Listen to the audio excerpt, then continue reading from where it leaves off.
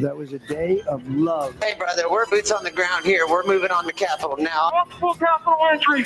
Multiple capital entry. That was a day of love. Hey, brother! Still taking metal, sharpened objects, missiles. That was a day of love. That was a day of love. America or Trump. And here we are, the day of love. The day of love is definitely upon us. And here we are as we come to you live, ladies and gentlemen, brothers and sisters, on the Brother Charles Johnson YouTube channel. We're going to talk politics. Today we have an all-star lineup ready for you. We are talking about fascism on the move, brothers and sisters. And here we are. And how did we get here? There's some of what we can talk about. How are we here again with this particular president? But I have here with us right now, we're going to have a few more guests come on later. And if you hear something that you disagree with and you want to get in on the action, I can definitely supply the link to you so that you can cam up and present what you want to present as well. I have here with me Brother Gary Indiana Jones in the building. I have the legendary Sister E, needs no introduction in these internet and YouTube streets.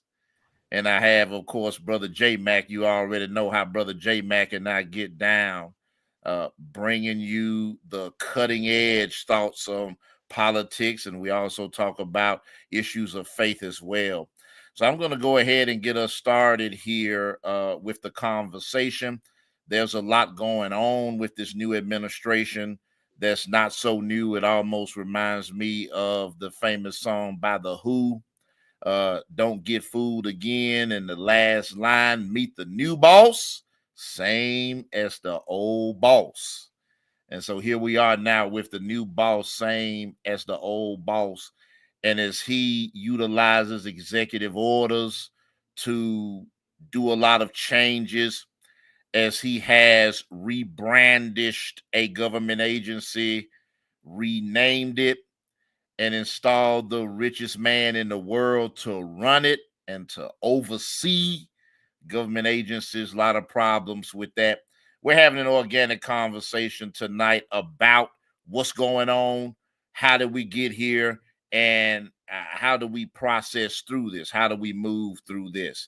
So we love to begin just in a rotation with Brother Gary Indiana Jones. Just introduce yourself to the viewers and listeners and tell us a little bit about yourself and your feelings about what's going on. And we'll transition to Sister E, and then finally Brother J Mac, and then we'll just proceed organically. Go ahead, Brother Gary.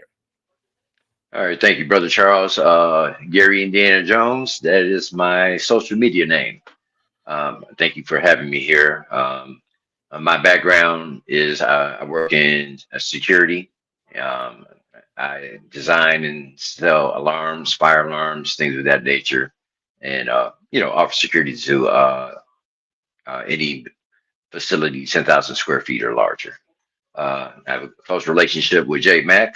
We've known each other for years on social media, and we gel very well together and have a lot of deep conversations. And he invited me just to bring my thoughts, my perception based on some things that he's seen me post. So thanks for having me.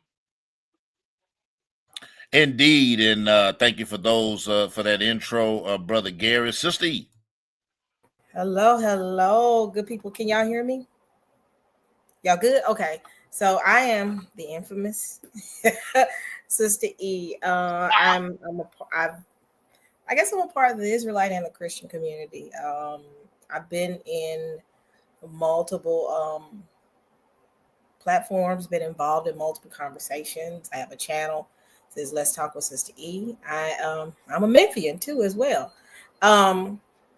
I currently now live in Brooklyn, New York. I work in the IT industry, been in the IT industry for oh gosh, 20 years now. Been in church and in ministry my whole life.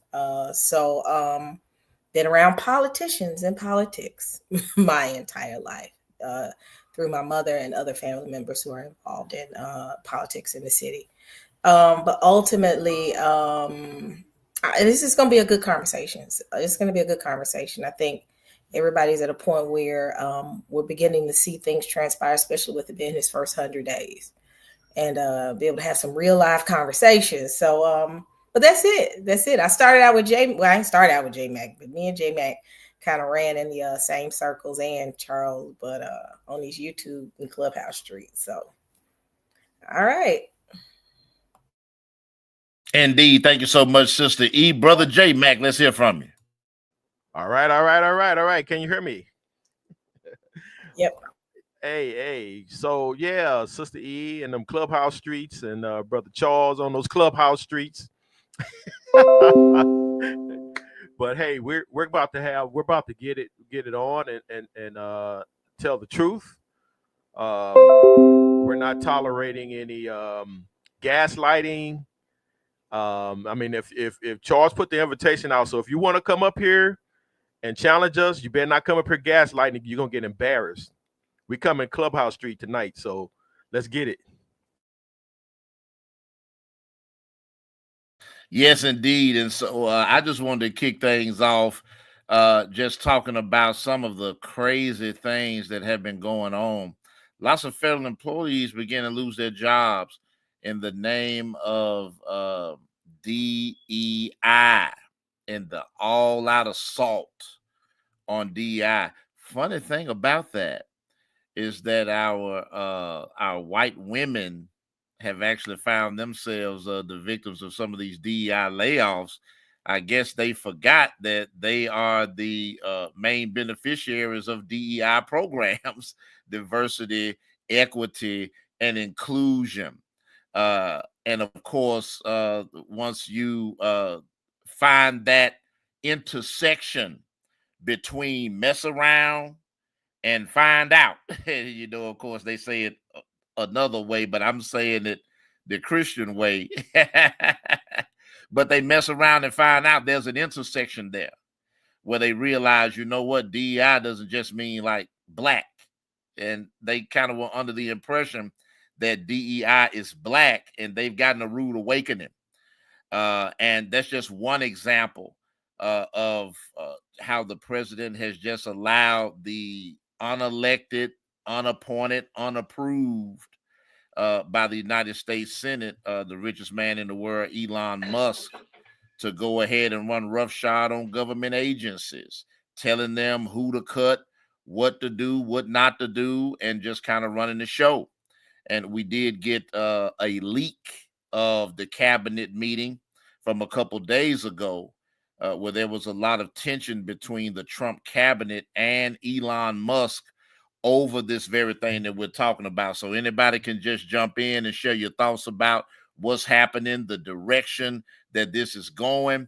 And I think that most importantly tonight, I don't want to just completely focus on the problems, but I do want to talk solutions and what we should be doing during this time to help or to just get through. So go right ahead. I guess I can try. Go ahead. You can go ahead. Go ahead. No. Go ahead. All right. Yeah. Well, I'll jump in. First and foremost, I respect that everybody has a difference of opinion. We all get our information from different sources. However, what's really difficult for me is when people are not coming with facts. That's where I have a disconnection with folks.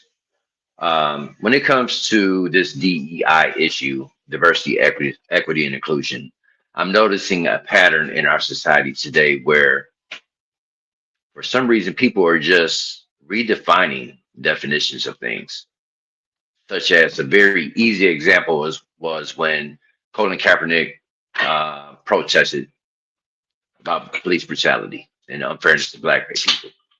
All of a sudden, on the media, all you're hearing is, "Oh, he's disrespecting the military. He's doing this. He's doing that." And that man has many a times said what he was doing and why he was doing it.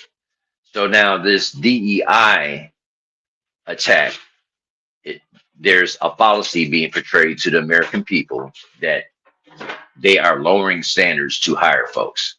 They are giving jobs to people that are unqualified just for the sake of inclusion.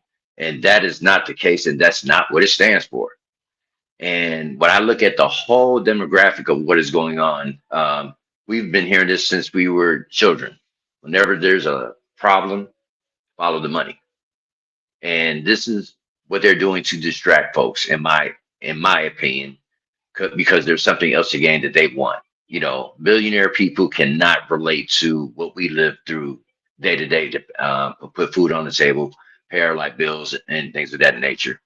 So, I mean, that's just a start of what I feel about that.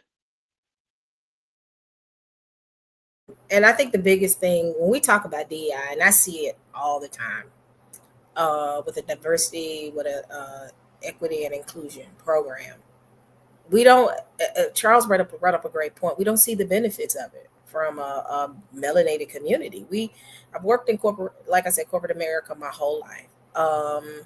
None of the framework that was implemented was never implemented to benefit us, but other minorities. You see a lot of people that are impacted now. A lot of these, quite a few of these layoffs are related to those departments. And those departments are heavily saturated that I've seen in my time, mostly with white women.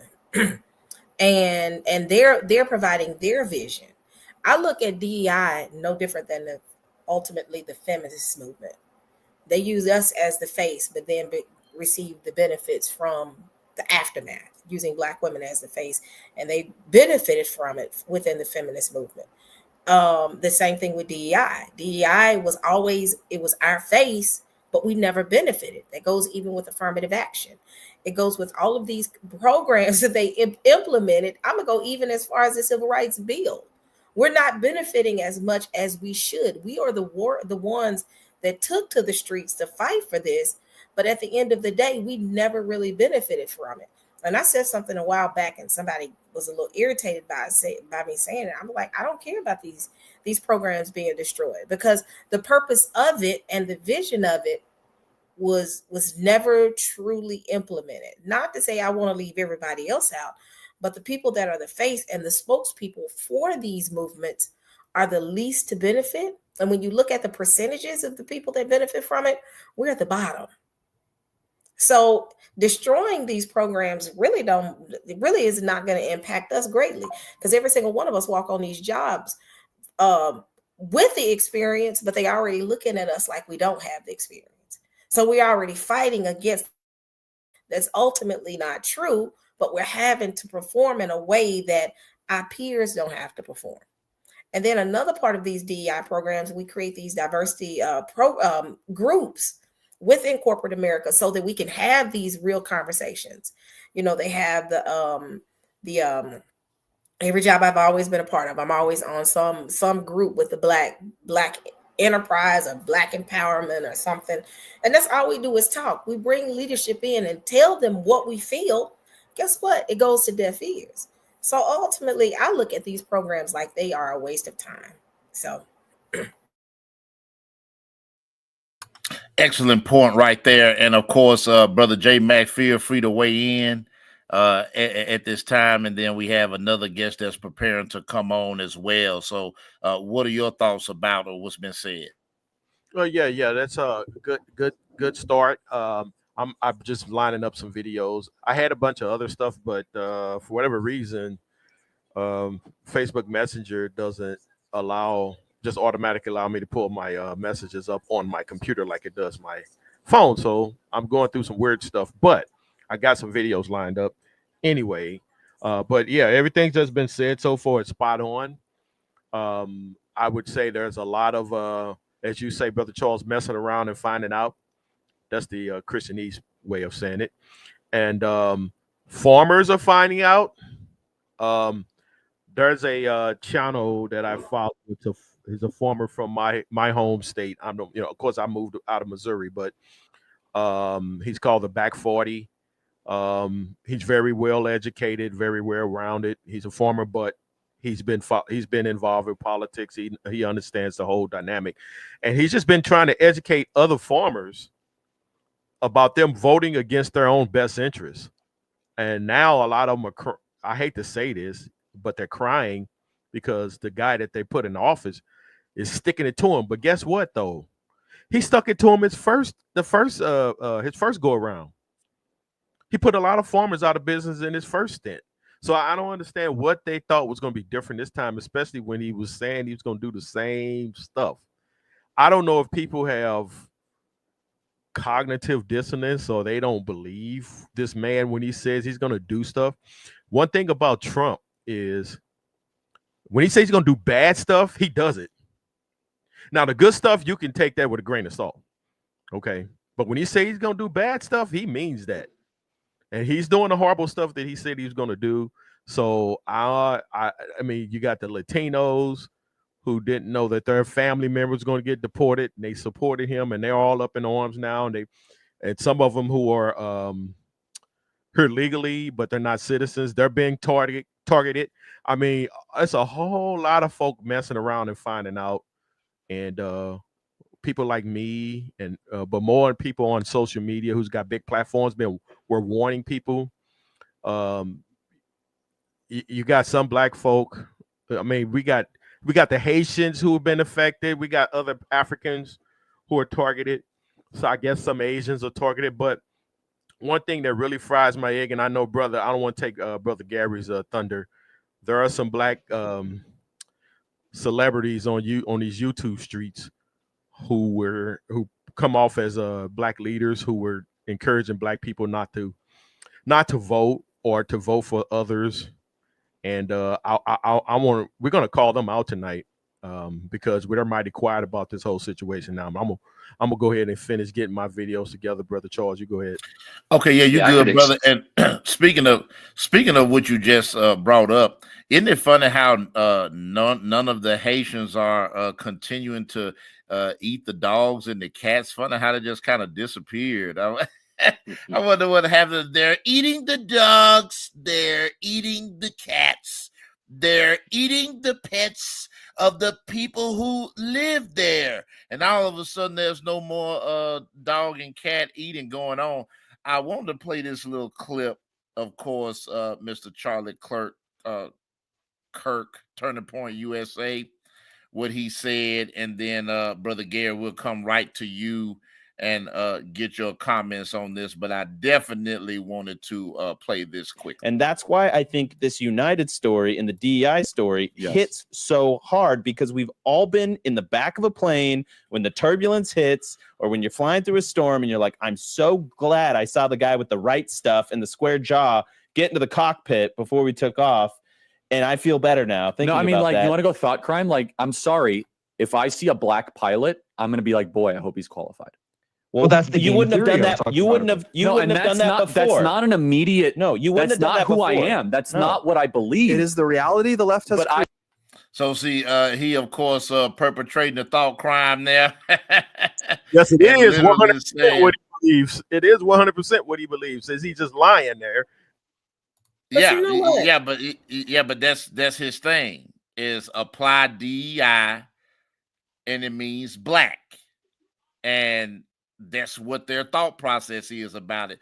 They lumped it in as a part of woke, and then being anti-woke, and they just basically made it into a slur to describe black. When he thinks DEI pilot, he thinks a black pilot. He doesn't think a white female pilot, even though white females are the #1 beneficiaries of DEI programs, as statistics prove. Brother Gary and then Sister E, go ahead and weigh in on that little nugget.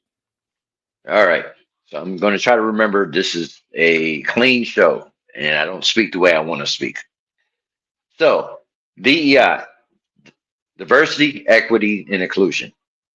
What they were targeting when this was first created, from what I understand, was to be inclusive of people from different races, be inclusive of people no matter what their sex is, and being inclusive of people no matter what their religion is.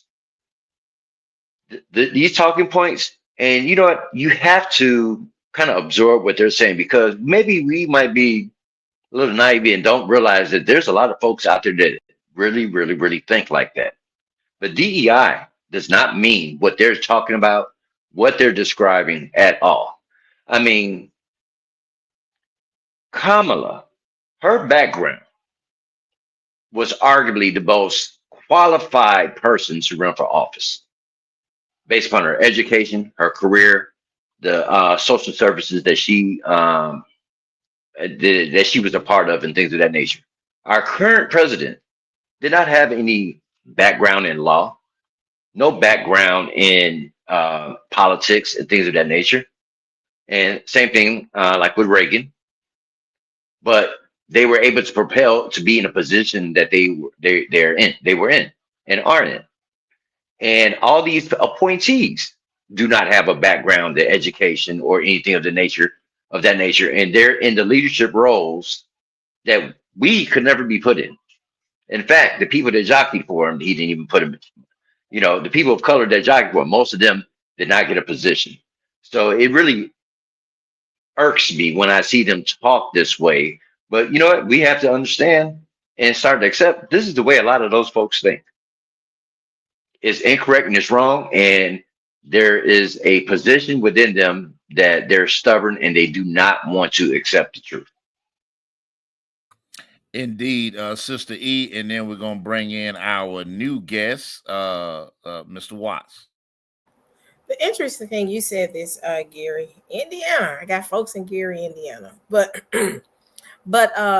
on paper, and this is where I will say, and I hope this isn't pushback, but it is somewhat. I think with Kamala, she was never planned to run for presidency.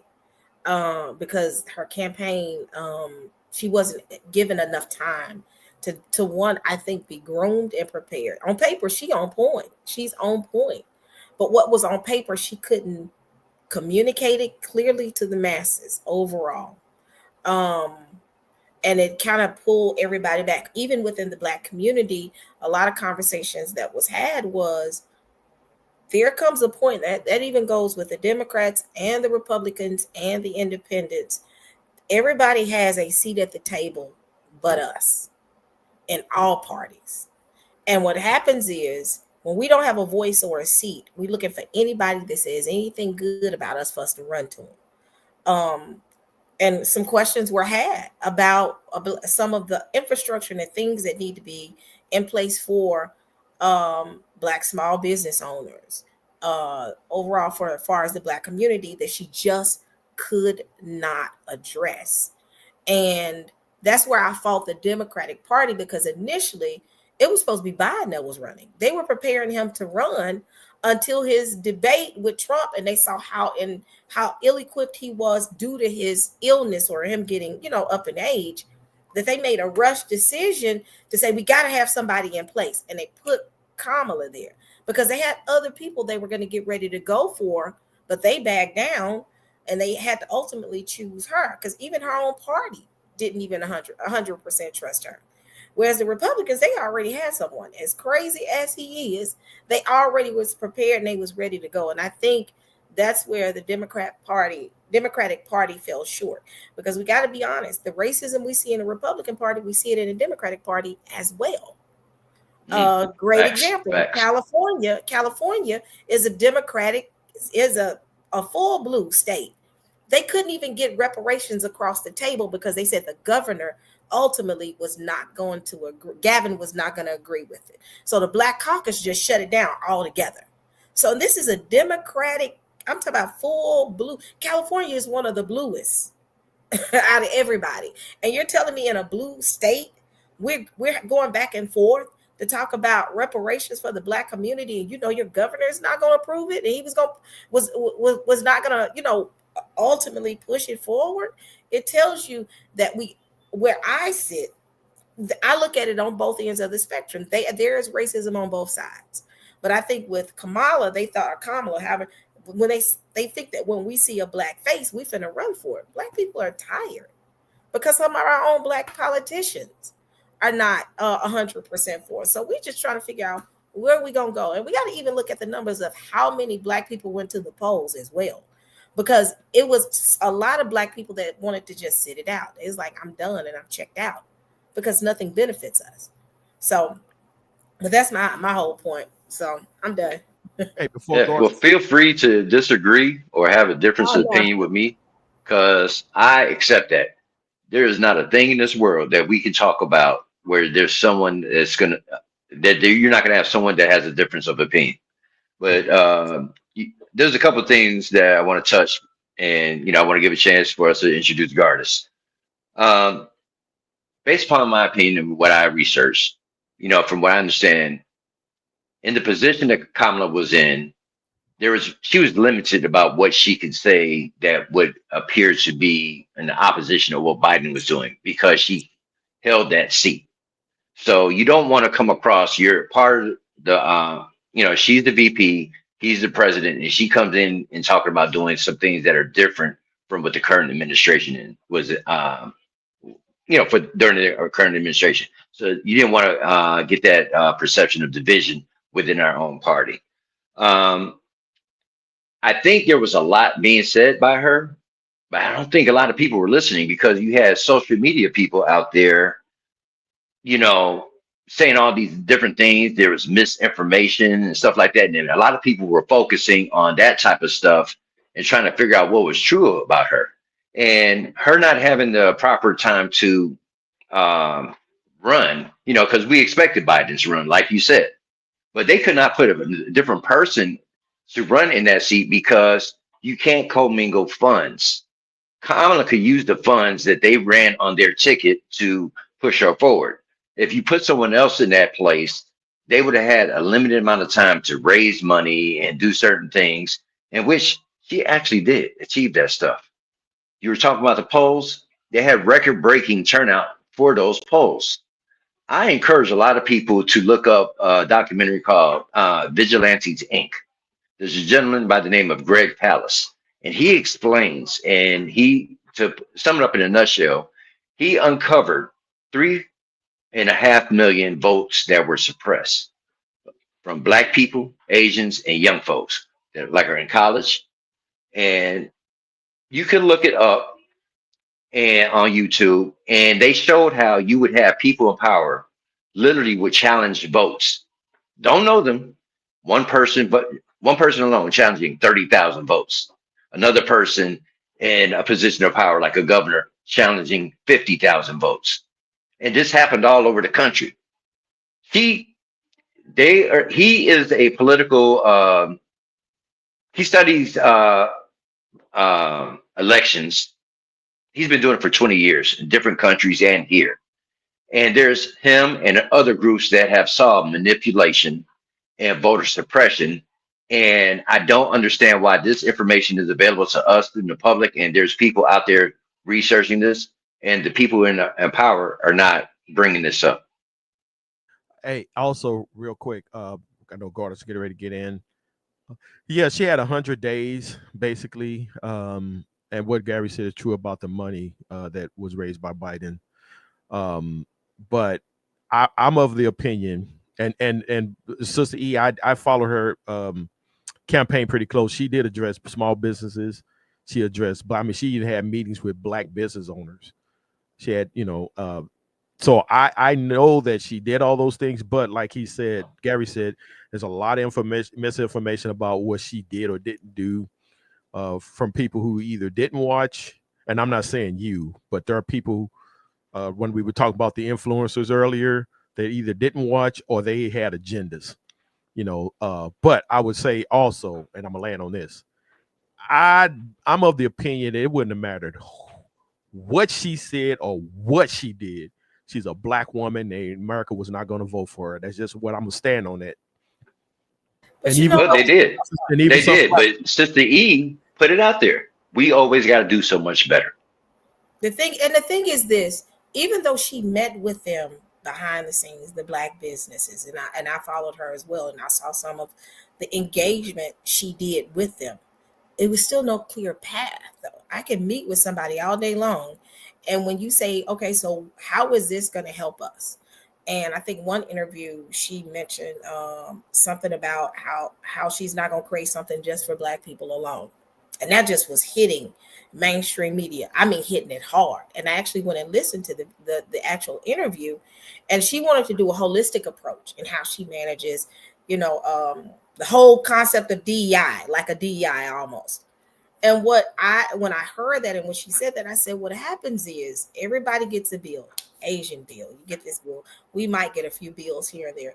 But truly, when you look at the depth of each bill, how does it benefit us? Again, let's go back to the situation that happened in California, where she was at one time. How is it that they're going back and forth about reparations? And then ultimately, even though some people may not have agreed with it, how is it that it did not make it? You had the Black Caucus who shut it down. When you listen to some of the aftermath of the conversations, they were saying, well, the governor was not in agreement with this. How? So people are looking at that ultimately, huh? No, I was going to say, I hear you. And I would say that on that, so you got to, I'm not against reparations, but in fairness, Kamala did not run on reparations. So, I'm not saying it. Oh, okay. Yeah, I didn't say that. I ultimately said that when you look at the whole party itself, the Democratic party itself, it's a good point. But then we got to realize that there is and that's why I said both sides. Yeah, not just Sister. I'm sorry, Sister E. Yeah, Sister E's making an excellent point. Right. And I want to land that point before I kick it to Brother Gardis, who I'm sure is chomping at the bit to get into this thing. Listen, Sister E, you laid it out, and you laid it out plain. If the Democratic Party is so for reparations for Black people, for the descendants of slavery and Jim Crow, why in the bluest state in the union could it not get across the finish line? And I tell you why. Because they're really not in support of reparations for Black people. See, they're just paying lip service to Black people. And we have to understand and see and read between the lines when somebody is trying to sell us some snake oil, when somebody is trying to hustle us, when somebody is trying to pimp out our vote. They are not true to this at all. They're not. And really, the only way that we're actually going to get any traction on that is if we have leverage on them. That's the only way. True. We got to have leverage on these folks. See, they're not going to give up power just because we ask for it. See, nobody's ever given up power by request. Power has to be seized. It has to be taken. It has to be coerced. That's how politics works. It's not like, oh, isn't this the right thing to do and just try to make the case? Look, America wouldn't do reparations for Black people. Period. Right after slavery ended. Now, come on now. Period. You can talk to anybody about reparations. Anybody.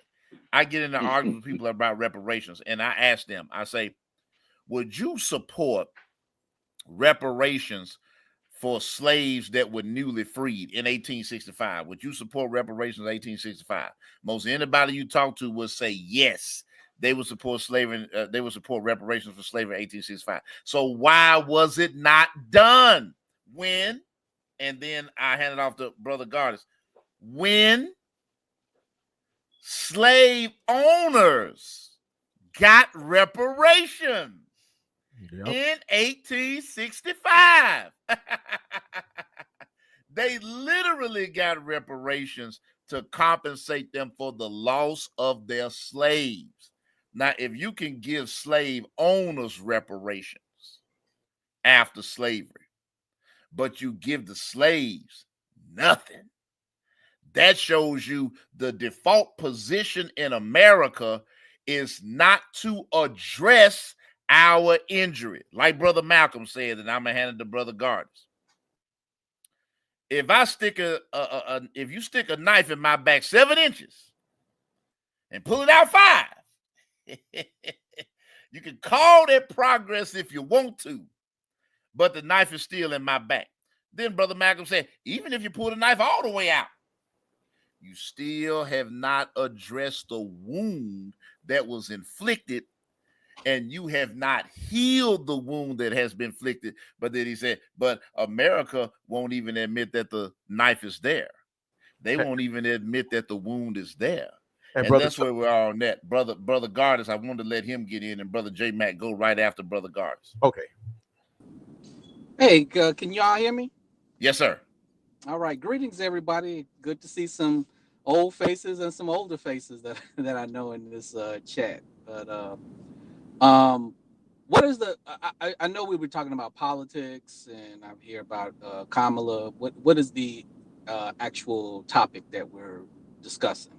Yeah, we're addressing this administration, the fascistic tendencies, and how did we get here, and where do we go from here is specifically what we're dealing with, and everything we've been discussing has been surrounding that particular topic. Okay.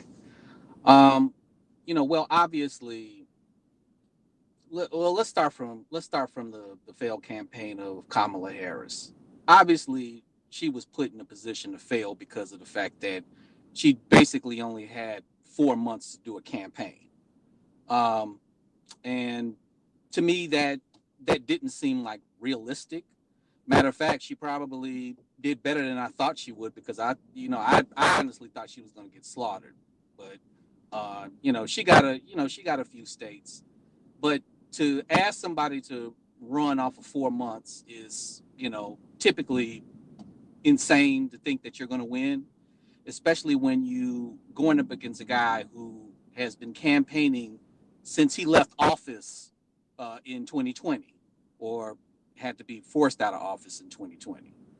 But Donald Trump had a sizable lead. He's been campaigning since 2017, brother. He never stopped campaigning. Oh, well, I mean, he was president at that time, so he didn't have to campaign. But what I'm saying is that even when he left office, he was basically still campaigning. But the problem with the system, and I think people have this misconception that the system is broke. The system works the way it's supposed to be working, from my perspective. I think our job is to break the system.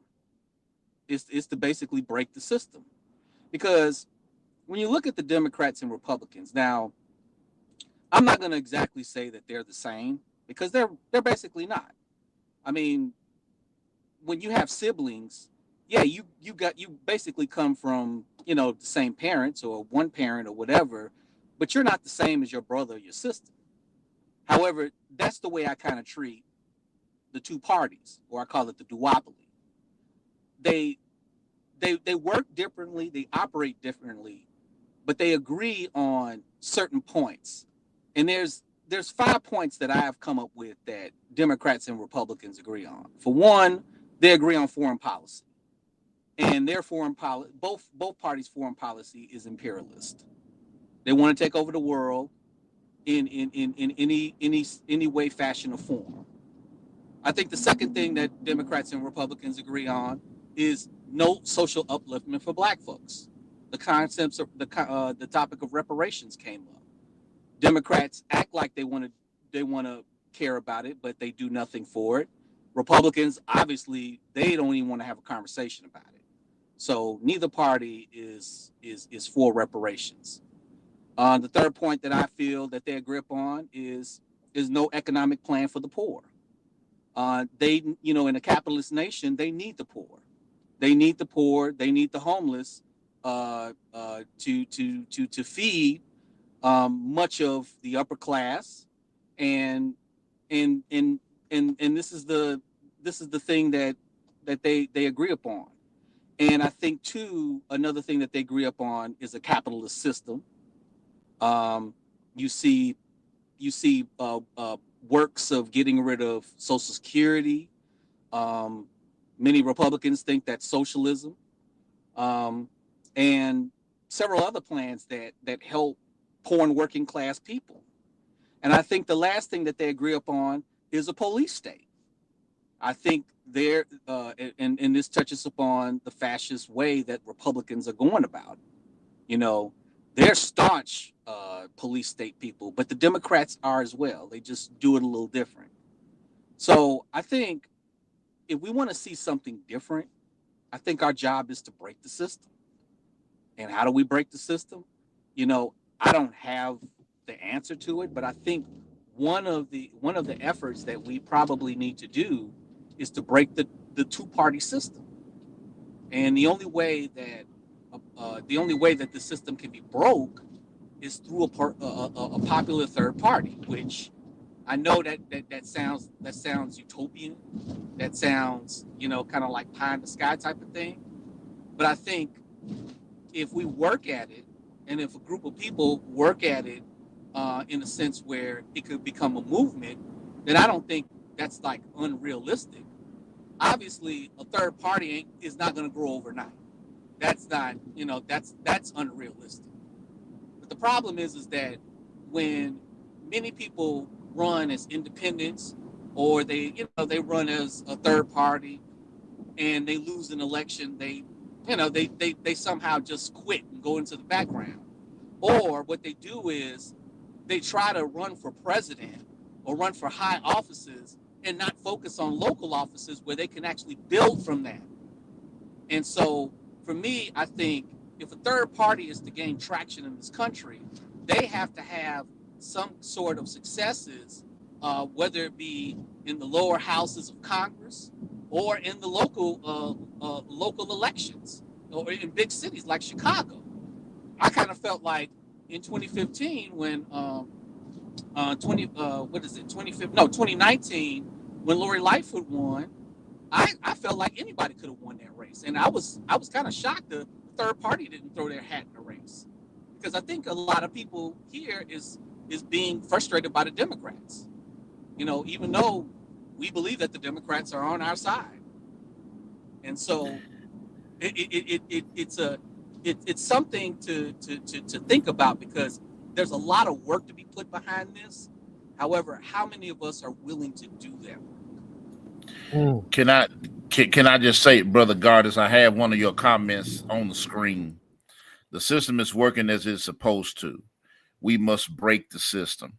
Just real quick, how do we break the system? And I want to, as you think about that, I want to juxtapose your quote with a Martin Luther King quote, which I think is very similar to what you said. I don't know if you're familiar with this Dr. King quote or not, but Dr. King said this: we are saying that something is wrong with capitalism. There must be a better distribution of wealth, and maybe America must move toward a democratic socialism. Now, I'm juxtaposing your quote, the system is working as it's supposed to, we must break the system, with a Dr. King quote, we are saying something is wrong with capitalism. There must be a better distribution of wealth, and maybe America must move toward a democratic socialism. Brother Gardis, how do we break this system? And is there something wrong with capitalism? And I want to hear your honest thoughts now. Don't sugarcoat it for us. Lay it out there plain. Yes, I am very, very familiar with that quote, and I wholeheartedly agree with Dr. King on that. I think I mentioned this before, that politically there has to be a rise of another party that is outside of the scope of the Democrats and Republicans, or the duopoly. So that's basically step one to breaking the system. There has to be an independent party from the corporate party of the Democrats and Republicans, because we've seen it too long. We've seen this problem played for a long time. I mean, obviously the Republicans are not even, like the Democrats would like to hide that, they're puppeteers for the corporate elites. Well, the Republicans don't even hide it anymore. Like, obviously you see from this administration, Donald Trump has appointed everybody except two people who are billionaires, and the two people he appointed that are not billionaires are millionaires. So this is, we're actually seeing the corporate elites stepping up front, doing the job. They don't need politicians anymore. They're already in positions. So we need basically a third party. And as far as what's wrong with is something wrong with capitalism? Yes, it is. I think there's a lot wrong with capitalism because of the fact that capitalism, in my perspective, and I've been observing for as long as I paid attention to politics, it does not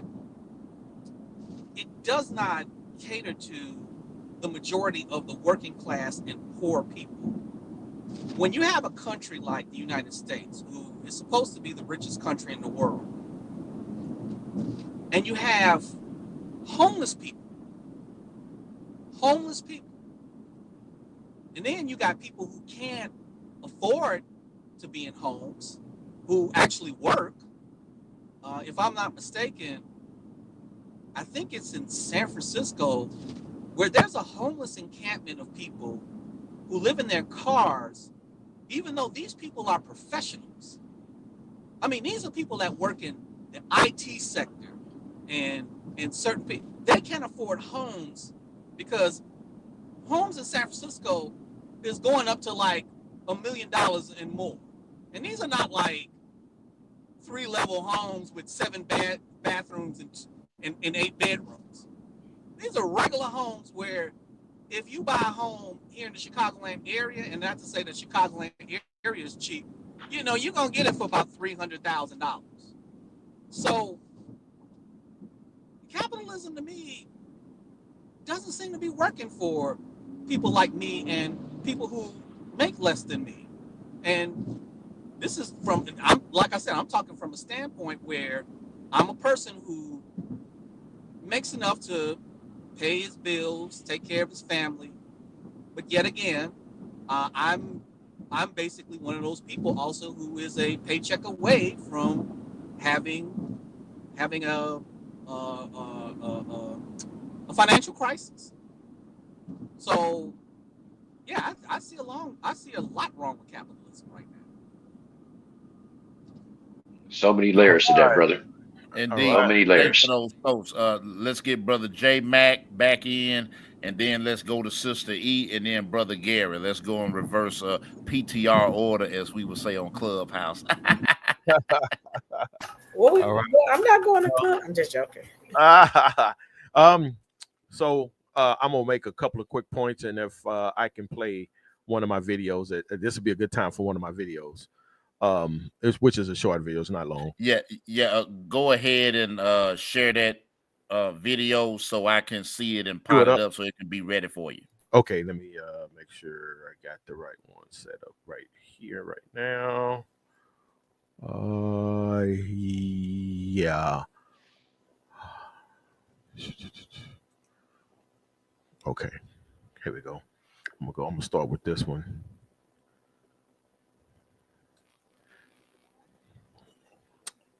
Get back here and share screen, and let's see. Here we go. Okay.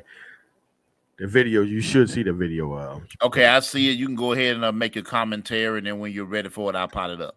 Okay, great. So to Gardis's point, excellent point. On the third party tip, all we get from third party. I'm starting to believe that they are not serious.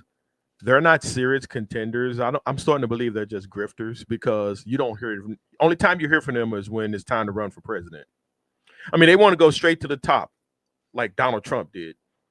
You know what I'm saying? Jill Stein, Cornel West, all of them. They don't run for, like he said, they don't run for city council. They don't run for local politics. They don't run for mayor. They don't run for state They don't run for state offices. They don't do nothing on the grassroots level. But then when it comes to running for president, they expect people to just vote for them. And some folk do fall for the okie doke and waste a vote on them. But these people are not serious. You don't hear nothing from Jill Stein. You don't hear nothing. She's not out there protesting Gaza. She's not doing anything. And oh boy, I got some smoke for those people in Dearborn, Michigan. And my last comment, when we were talking about Kamala's plan and that she was presenting, Trump came out and said he had concepts of a plan. So people didn't even care that this man didn't have a plan. I mean, his plan for the inflation was what do you call it? Tariffs.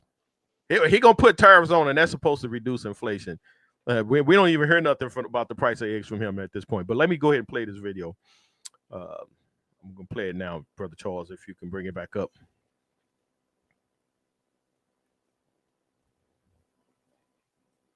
Oh, they be watching. Okay, I was waiting on you. Okay, let me go ahead and play it. Let me know, y'all. Thumbs up, y'all can hear it. They definitely be watching. Fellow political commentators on TikTok, on YouTube, on Instagram, Facebook, keep it going because they be watching. On Thursday, March 6th, 2025, I put out a video that included this commentary. Republicans are bulldozing our Constitution and destroying our government and our society.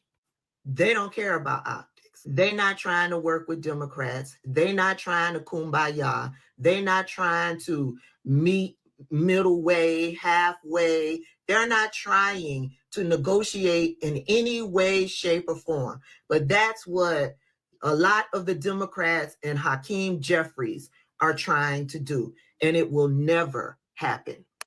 We know that the Democrats have the minority in the House. We know that they are not going to be able to get things done without bringing on board Republicans. We know that. What we are saying is Republicans are not looking to work with you, Hakeem Jeffries. So we want to hear you be loud. We want to hear you resist. We want to hear you take the skeletons that's in their closets and bring it to the forefront. We want to hear you going at Republicans. We want you to expose all of their political dirty laundry that they got going on behind closed doors. We want to hear you repeatedly in front of news cameras talking about how they have plans to cut Medicare, Medicaid, Social Security. We want to hear you talking about how they plan to implement that. We want to hear you talking about it on repeat. We want to hear you continuously talking about the felon. We want to hear you continuously talking about how the people around him are destroying our democracy and are violating our Constitution and how they are breaking the law. Every step they take, we want to see you, Hakeem Jeffries and Democrats, in front of the cameras calling them out on it. We don't want to hear you talking about kumbaya, let's work together. We don't want to hear that shit. That shit makes you look weak because it's not going to happen. It's not going to happen. And then Hakeem Jeffries put out this video. I'm here in the office, just finished up a telephone town hall meeting with my dynamic sister, our Attorney General, Tish James. And my team informs me that some far-right extremists have introduced a resolution to try to throw Democratic members of the House off of our committees. That resolution is going nowhere. You ain't throwing no one off of any single committee. These people are malignant clowns. Andy Ogles is a fraud. A complete and total fraud. You aren't throwing anyone off of any committee in the House of Representatives. Don't make me expose you to folks who don't know you. This is what I want to see. This is what I want to see. This is what I want to see. This is what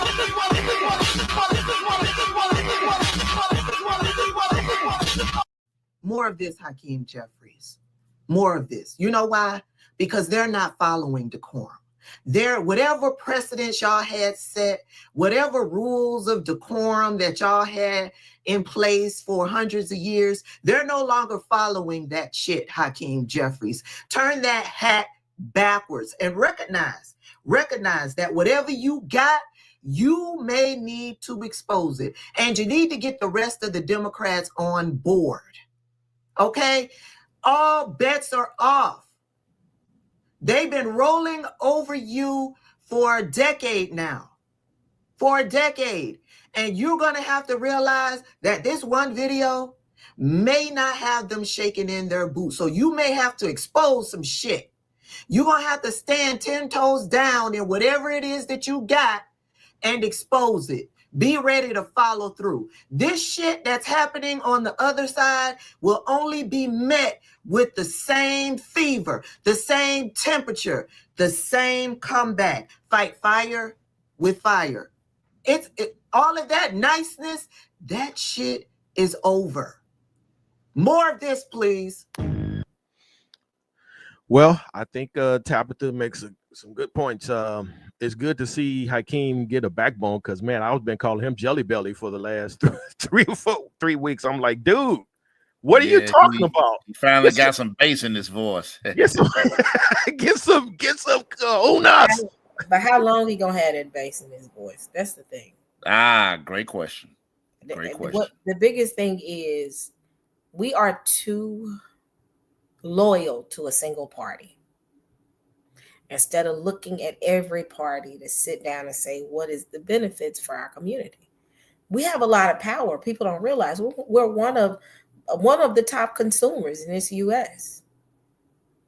Our dollar is strong in this country, but we are so in the need to pander to some of these groups and these parties because they pay attention to us.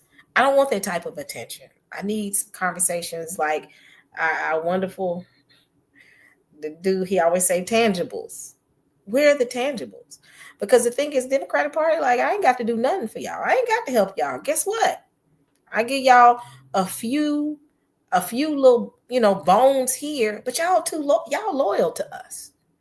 If the Black community as a whole did a mass exodus out of these parties and said, now, whatever party is willing to do what they need to do for our community, because we get ready to pull our dollars as well and start doing what we should have did during Black Wall Street, circulating our dollar within our own neighborhood.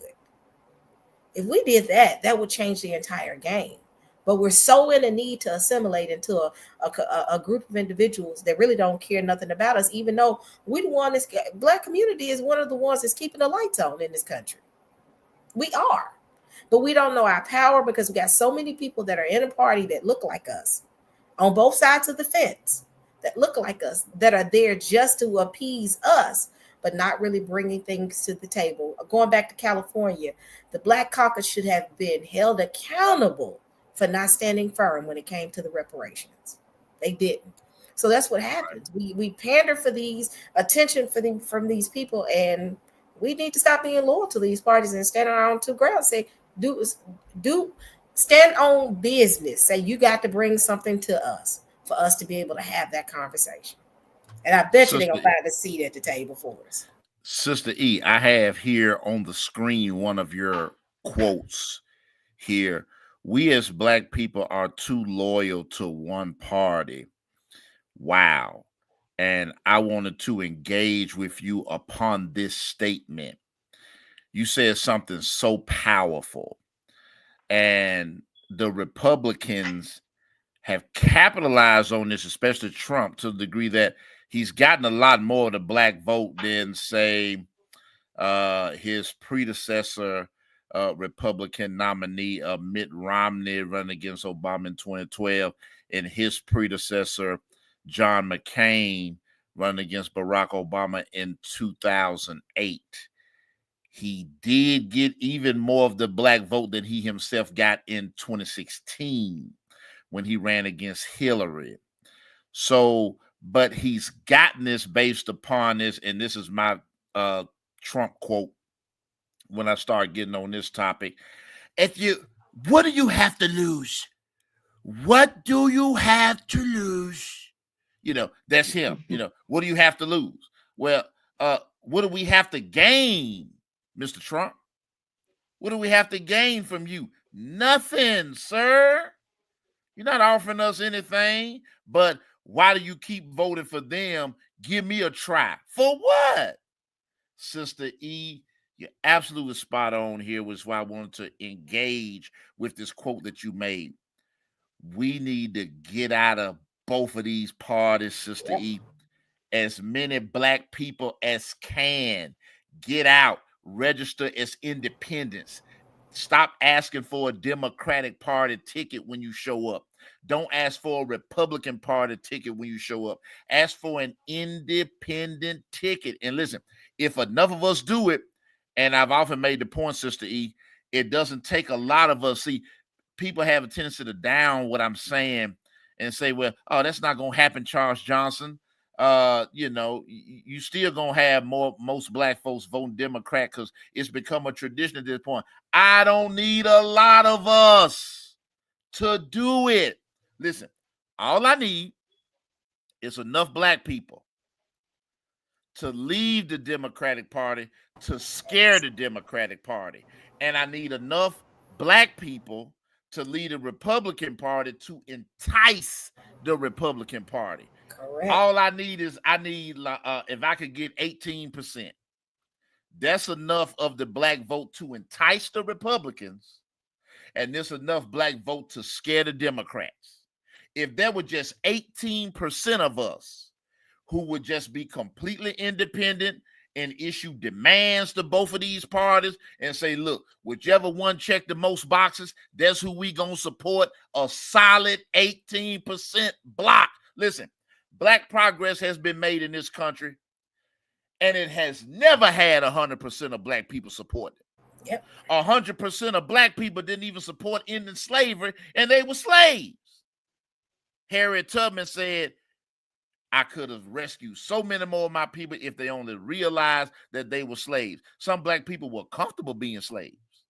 We've never had 100% of us doing anything, and we've succeeded and made progress in spite of that fact. Yep. I'm not asking for all of us. I just need 18%, Sister E. If we could get 18% of the black vote to follow this comment that is on the screen right now from you, and then I want to yield to you so you can respond to what I'm saying. 18, it might not even need to be 18%, 15%, 12% might do it. But I'm saying I'm throwing 18% out there. I want to hear your thoughts, Sister E, about my engagement with your comment here. I think that right there is very accurate. If because we make up a large demographic within the Democratic Party. If we said enough is enough, we're retracting our votes and we're going to the party that is going to benefit the black community. That's a game changer right there. And if we did that, like you said, if only 18 to 20% of us did this, because we're predictable, they look at us as if we're predictable. We're going to all go to the Democratic Party. They couldn't get that type of predictability out of the Hispanic community because they didn't know where they was going to vote. Same thing with the Asian community. They couldn't figure out where they were going to vote. But far as us being predictable, we are the most predictable group. And if we all did that, that would change the entire game because they know if you bring something to the table to benefit us, you're going to have a mass shift. And that could impact both parties. But we got to do that. That's all I got to say. Beautiful. Come on in here, brother Indiana Jones. Get a piece of this here. All right, I'm a segue. I'm gonna go a different. I have a different perspective on this.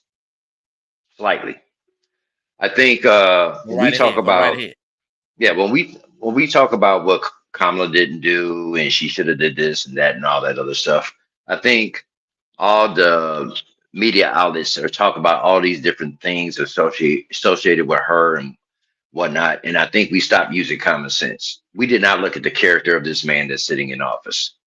We did not look we focused so much on what she isn't bringing to the table or what she was doing that we didn't look at blatant something that was so blatant. The man is dishonest. All his businesses have failed repeatedly. The bankruptcies, his integrity, everything about him. A monkey should have been able to win against him in an election. The dude was just totally unfit. All right. And to you all's point, my different perspective is I feel like we have these parties that you have a party that will kind of protect us a little bit. They're not going to go out and try to give you reparations on their own. But we also have another party that is always trying to take away. And right now we're experiencing that party taking away the things that we have fought for over the years. My opinion, and I also have seen people like Roland Martin speak towards this, you're supposed to put your candidate in place. Once you win and you put them in that seat, now you reach out to the Black Caucus and by petition and make all these demands of your candidate to try to ask them to give you the things that you want or you need in your community. Now, unfortunately, if you look on a map and see how big 40 acres is, you can forget about them ever giving all of us 40 acres. We don't even think about how much land that is. But we have to get something, but we have to start demanding it once we put our candidate in place. And I'm going to keep bringing this up throughout this whole production. Forensic data has suggested that Kamala did win. Those votes were taken away, did not count. All those votes were challenged. Brother Gardis brought up the two-party system. I feel like we already got a third party that won because these are not typical Republicans that we grew up with. This reminds me, and I could be wrong, but it feels like it's the Tea Party version of Republicans that have come into place with all these wild ideas and the radical movements and the things that they're doing. And if you think about it, you reflect back to what they were bringing to the table. These are the folks that have gotten together, and that's who's running this country as of now. That's why you got a demographic of people that support a police state because they're not being targeted. They know that's us. All the things associated with that party is what's hurting us. And I got two more points.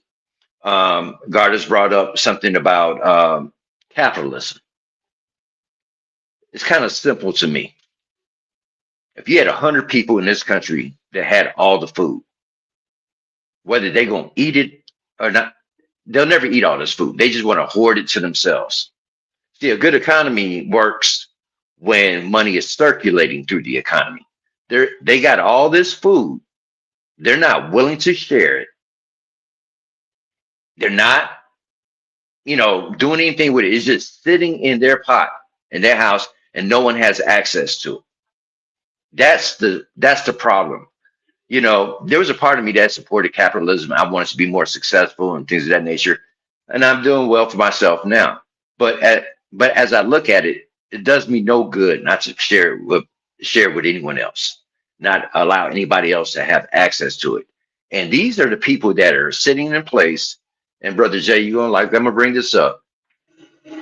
But, these people are controlling the narrative of America and making people think that immigrants are the problem or DEI is the problem. And I said, no, they're not contributing to the economy as far as paying their share of taxes.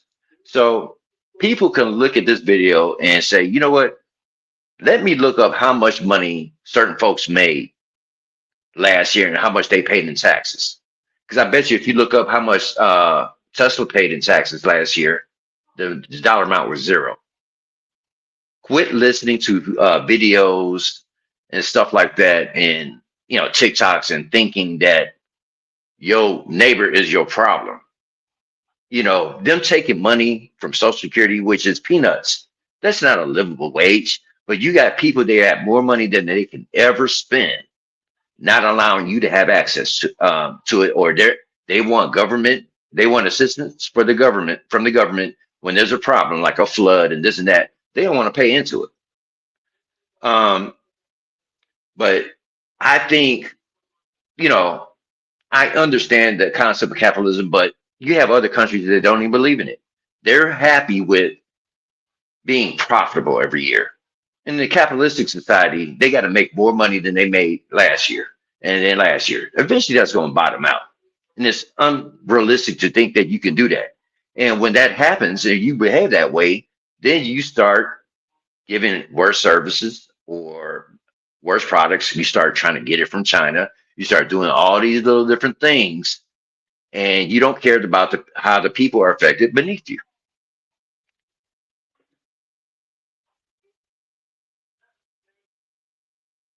I wanted to interact with this point that you made. That part is taken away, and we aren't looking at that. And I do understand what you're saying, because that party, the Republican Party, they are taking away things. They are taking away things that have helped, and they want to take away more things. They want to come after the Civil Rights Act of 1964, the Voting Rights Act of 1965. Trump's Supreme Court wants to take these things away.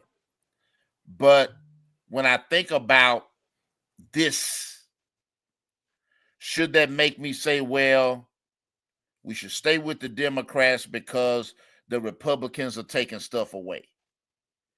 But doesn't that reinforce the status quo of black people staying with the Democrats? The Democrats are not trying to put back the things that are being taken away.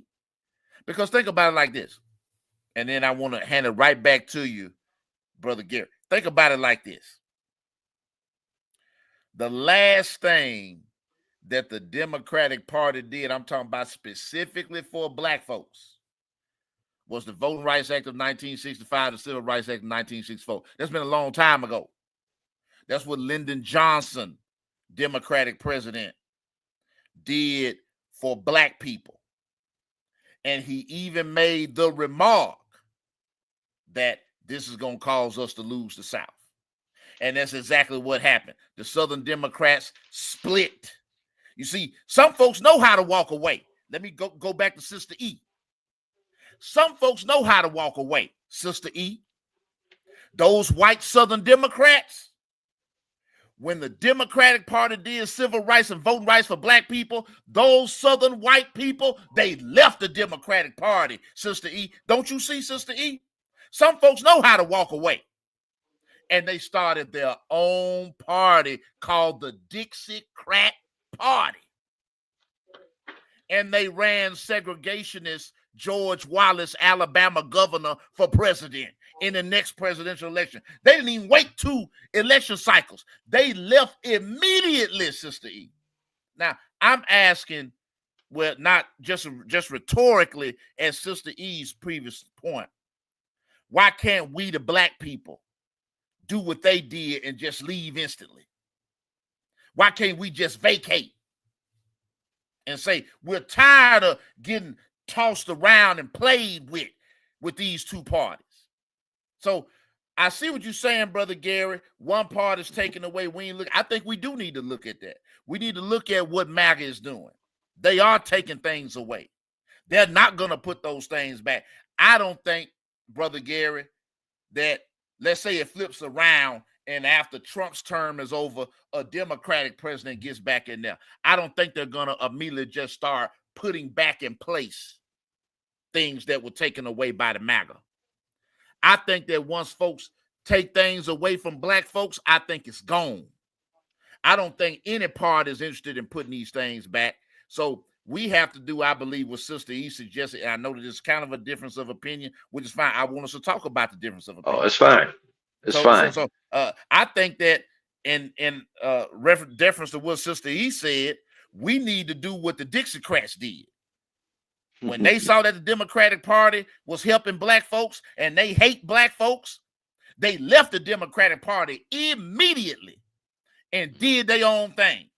I want to know, since we have the money, why can't we do that?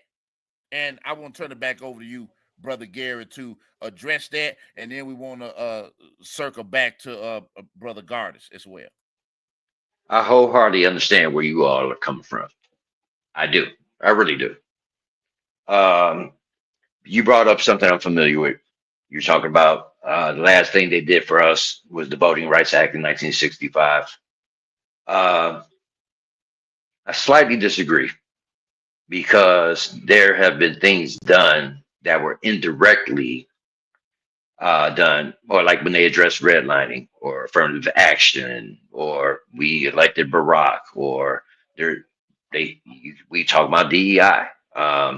They've created policies for everyone or a lot of people, but it was known that we would indirectly benefit from those things. So they weren't brought to the table like this is just for you black people. No, they did things that also that we would benefit from. And this is why a lot of us are in the positions that we are today that our grandparents couldn't be in. So, but I get the idea or the thought process of creating our own. I don't know the right answer to that per se. However, I do know there is a party that tries to be a little bit more fair than the other, and that might be, and this is my opinion, might be the best lane to go through to get the things that we need or more support. But what we have a tendency of doing is we go out and vote. After that person wins, then everybody sits at home. No one goes out and say, all right, I put you in this position.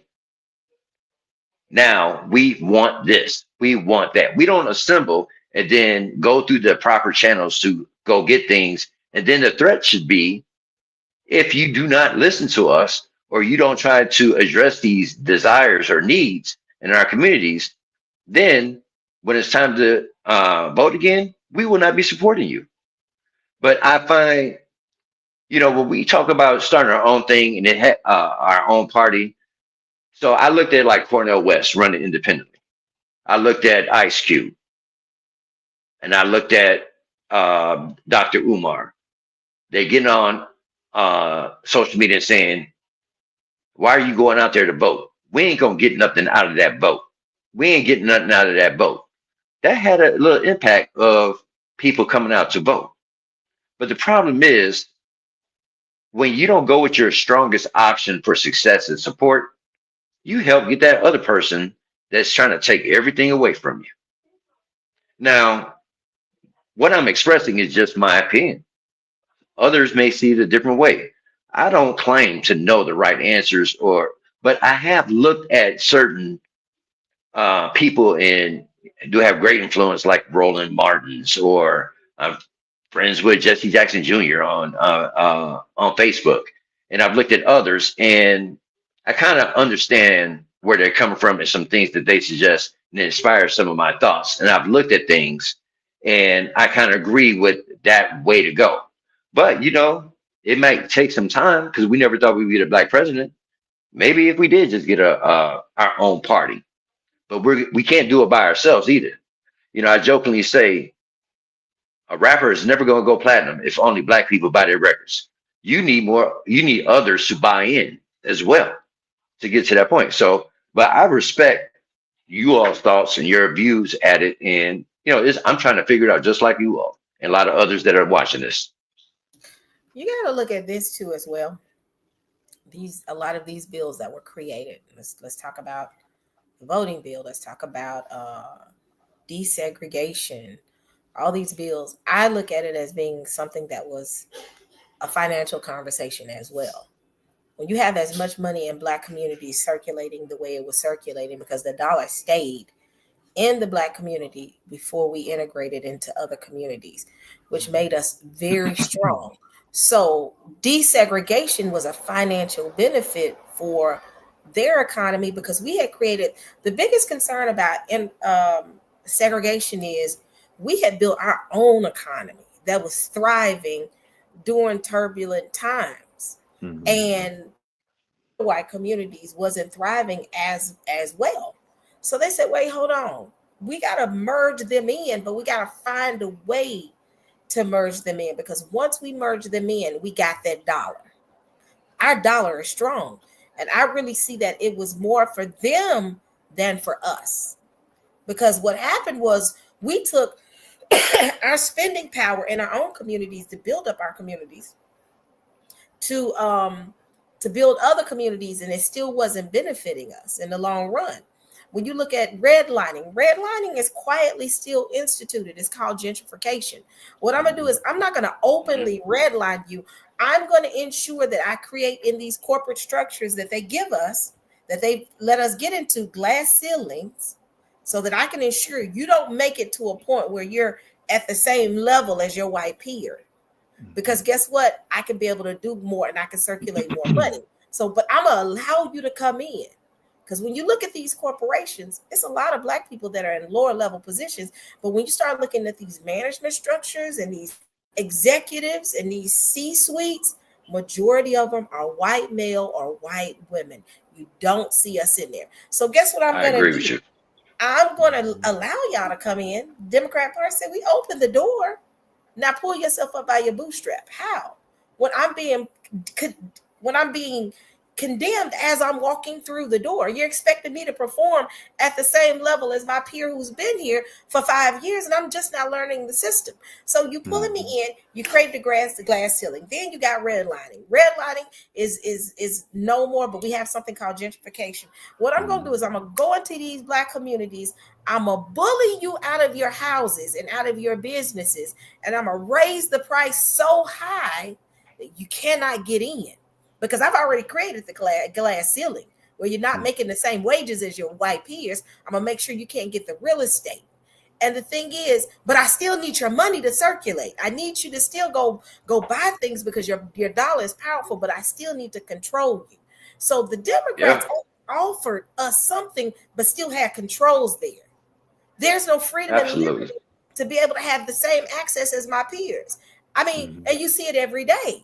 So with that being said, I don't see them being protective. I see them they see the benefits of us, but let's control them so that they cannot rise above us. Because if we don't, what'll happen is you'll have a bunch of Black people in positions competing at the same level, getting the same education, getting everything they're getting, and we're going to consistently drive. When you look at the inventions that was put in place in this country, if they snatched every Black person out in their inventions, we wouldn't have light bulbs. We're innovative people. We know how to do these things. We wouldn't have stoplights. We wouldn't have all these things. So they said, let's keep them because we need them, but let's make sure that we create this glass ceiling that they can see, but they're not going to be able to get in. So the Democrats is not trying to break the barriers for us to get in. I'm not asking for a handout. I'm asking for an opportunity to be successful, to buy property, to do this. But because you've created these ceilings and these banks that deny you for whatever reason, but won't deny the same white peer, you put us in a position where we're in what we call a conundrum. We can't succeed. We're only sustained. I love what you're saying because see, the thing is, the Democrats, they're not. I mean, I'm not saying they don't need to be scrutinized at all because they play a role, just like you're saying. But it seems to me, it's like they'll let us to get to a certain point, like you're saying. To me, it seems like the Republicans, they don't even want you to have that. You know what I'm saying? And that's why I can respect your ideology of saying that we need our own party. And I know, and I was also saying that we can't do it all by ourselves. Because every time we have built our communities like Black Wall Street, and there's been many flavors of Black Wall Streets. Once we got it, what happened to it? What happened to it? Right. I'm asking a question. They burned it down. White rage destroyed it. Absolutely. Yeah. It. And will we make money? Will we make money? They like that because we are consumers.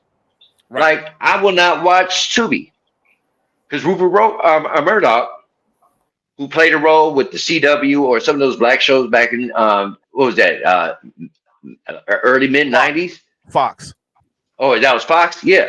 So they create all these Black shows. You have Tubi, they have these low budget Black productions and stuff like that. They take that money that we make or help him earn, and then that's what helped fund Fox News, things like that. So our money is definitely valuable. A lot of us, we get money and we go out and spend it and buy expensive things. So I wholeheartedly receive what you're saying, and that is such a fair and reasonable argument and rebuttal. Yeah. And I have nothing but much great respect for it. Yeah, and I see Brother Salam is here. I want to turn it over and let Brother Gardis have his comments, and then I want to introduce Brother Salam, and you already know what I'm gonna have to do when I introduce Brother Salam. So stay tuned for that because I want him to respond to a clip from 2005. But go right ahead, Brother Gardis. Yes, thanks. I think it was you, Brother Charles, who talked about the Dixiecrats and how they kind of formed away from the party of the South because of the fact that they were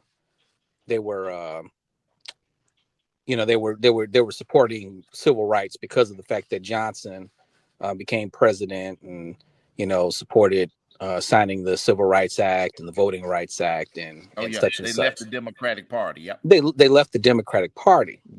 But I think there's actually a better example during that same time of not necessarily creating their own party, but basically creating a splinter party that didn't necessarily cater to the corporate part of the political party, but actually fought for the working class people of their area, and that's the Mississippi Freedom Party Democrats. That was created by Fannie Lou Hamer. Fannie Lou Hamer, right? Yes. Great. And I think that's a model that could possibly work because the thing is, and I think Sister E talked about loyalty to the party. Well, the thing was that while their political ideas aligned with the party platform, they still had an outlet to criticize the party's leaders because of the fact that they have that particular freedom. And during that time, many Southerners, despite the fact that we there was this narrative that Lyndon Johnson was signing these civil rights bills, they feel like he still wasn't doing enough for the progression of Black folks, not just in the South but also in the North as well. So when the Mississippi Democrats, the Black ones, tried to go to the 1964 convention, they were blocked. So they ended up having to create their own party, which was the Mississippi Freedom Democrats, and it garnered a lot of attention. I think they had, from my understanding, they had like 80. They had like a lot of delegates that went there, and they had a lot of support. So I think that model possibly could be the way out of the particular parties, because while we say that Black folks are loyal to the Democratic Party, we can actually splinter it. And I think somebody talked about the Tea Party and how the Tea Party basically was formed through mostly Republicans, but surprisingly enough, there were frustrated Democrats in the Tea Party as well. And the party, the Republican Party, I see, is basically kind of like hardcore white nationalists, if you ask me. It's straight up hardcore Jim Crow white nationalist party right now. But I think also to the point of Sister E, when she talked about building up our own economy, and it has happened before. It's happened several times. But I think somebody also brought up the point of whenever we build that stuff, it's always destroyed. And the question becomes, if we do build our own economy, how are we going to protect it? Because this shifts into the geopolitical scene and how the United States is losing its power around the world now, whether it be economically, the dollar is losing its value because many countries are not trading in the US dollar anymore. You got the alignment of the BRICS: Brazil, Russia, India, China, South Africa, and several other countries who are aligning economically to basically form their own bank. I forgot the name of the BRICS bank, but it basically rivals what the International Monetary Fund and the World Bank does. And a lot of what Trump is doing right now with these tariffs and stuff like that, trying to take over the Panama Canal, is he's basically trying to save U.S. imperialism from a fall. Mm-hmm. And the problem too is that now that they're not the sole military superpower of the world, because now you got China and then you got Russia, who are armed nuclear nations as well. Mm-hmm. Now that you can't necessarily bully people militarily, especially China, how do you dominate the world? And so it goes to the issue of protection, because if you look at China is a protected country. Mm-hmm. Like the United States is not going to invade China. That's not going to happen. It's basically kind of a no, to me at least, it's a no-win situation if you do that. China's military, while it's not really to the size of the United States, it's up there. It's up there. So, as Black people, we have to think, work locally and think globally. And so, I like that. The question is, how do we, if we build our own economy, how do we protect it? Right. I think that's an outstanding question. And as we pivot to that, we have Brother Salam here. And of course, since Brother Salam is here, I definitely want to kick you off with one of my favorite quotes from the minister. Let's just listen to him for just a little while here. Yes, sir. Frederick Douglass said, power concedes nothing without a demand.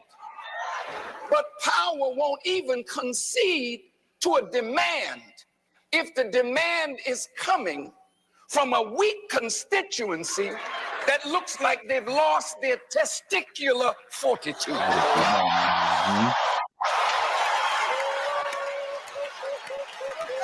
Mm-hmm. And I always love to just play one of my favorite clips from the minister, of course, quoting the great Frederick Douglass, one of the great Black men from right around the end of the Civil War and slavery and then Reconstruction. Power is not gonna they're not gonna give up anything to a weakened petitioner.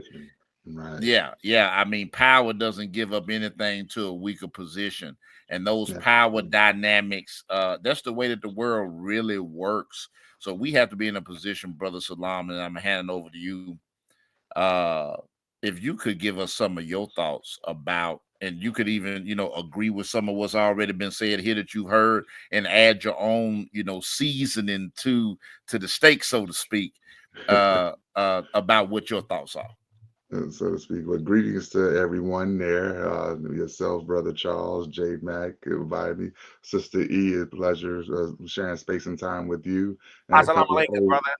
Walaikum assalam. And a couple of old faces, Gary, Indiana Jones, and Brother Gardus, I see from other groups. How both of you brothers are doing. I hope you guys are doing well in spite of the prevalence of the circumstances right now. So, I'd like to start, and pardon me if I'm saying something that was already spoken on.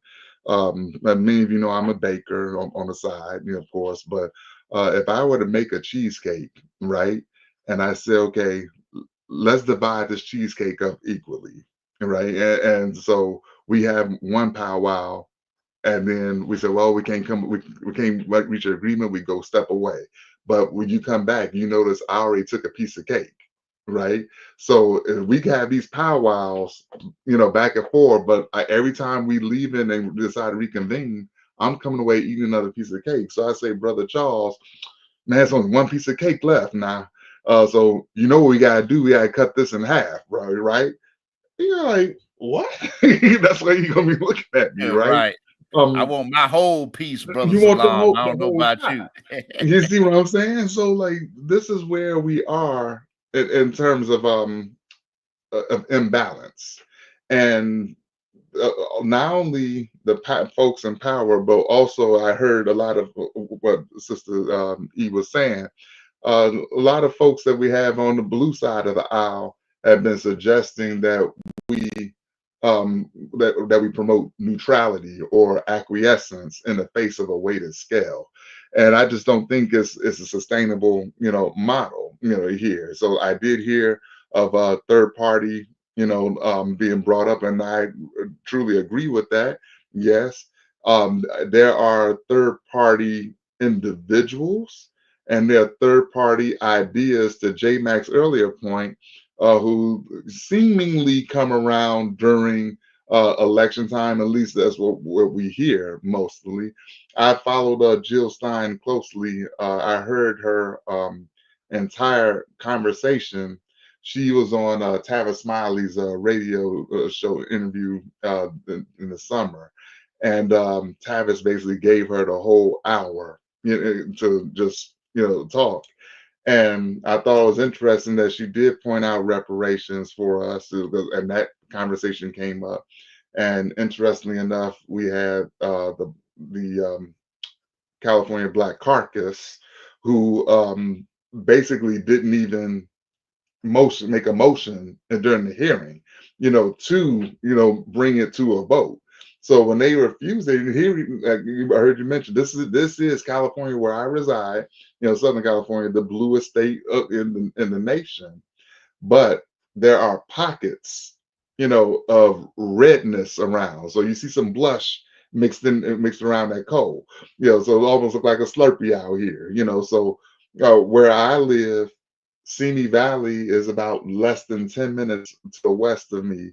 That's where Stacy Coon and the other three cops who were convicted who were tried, I should say, for beating Rodney King were tried right here in Simi Valley.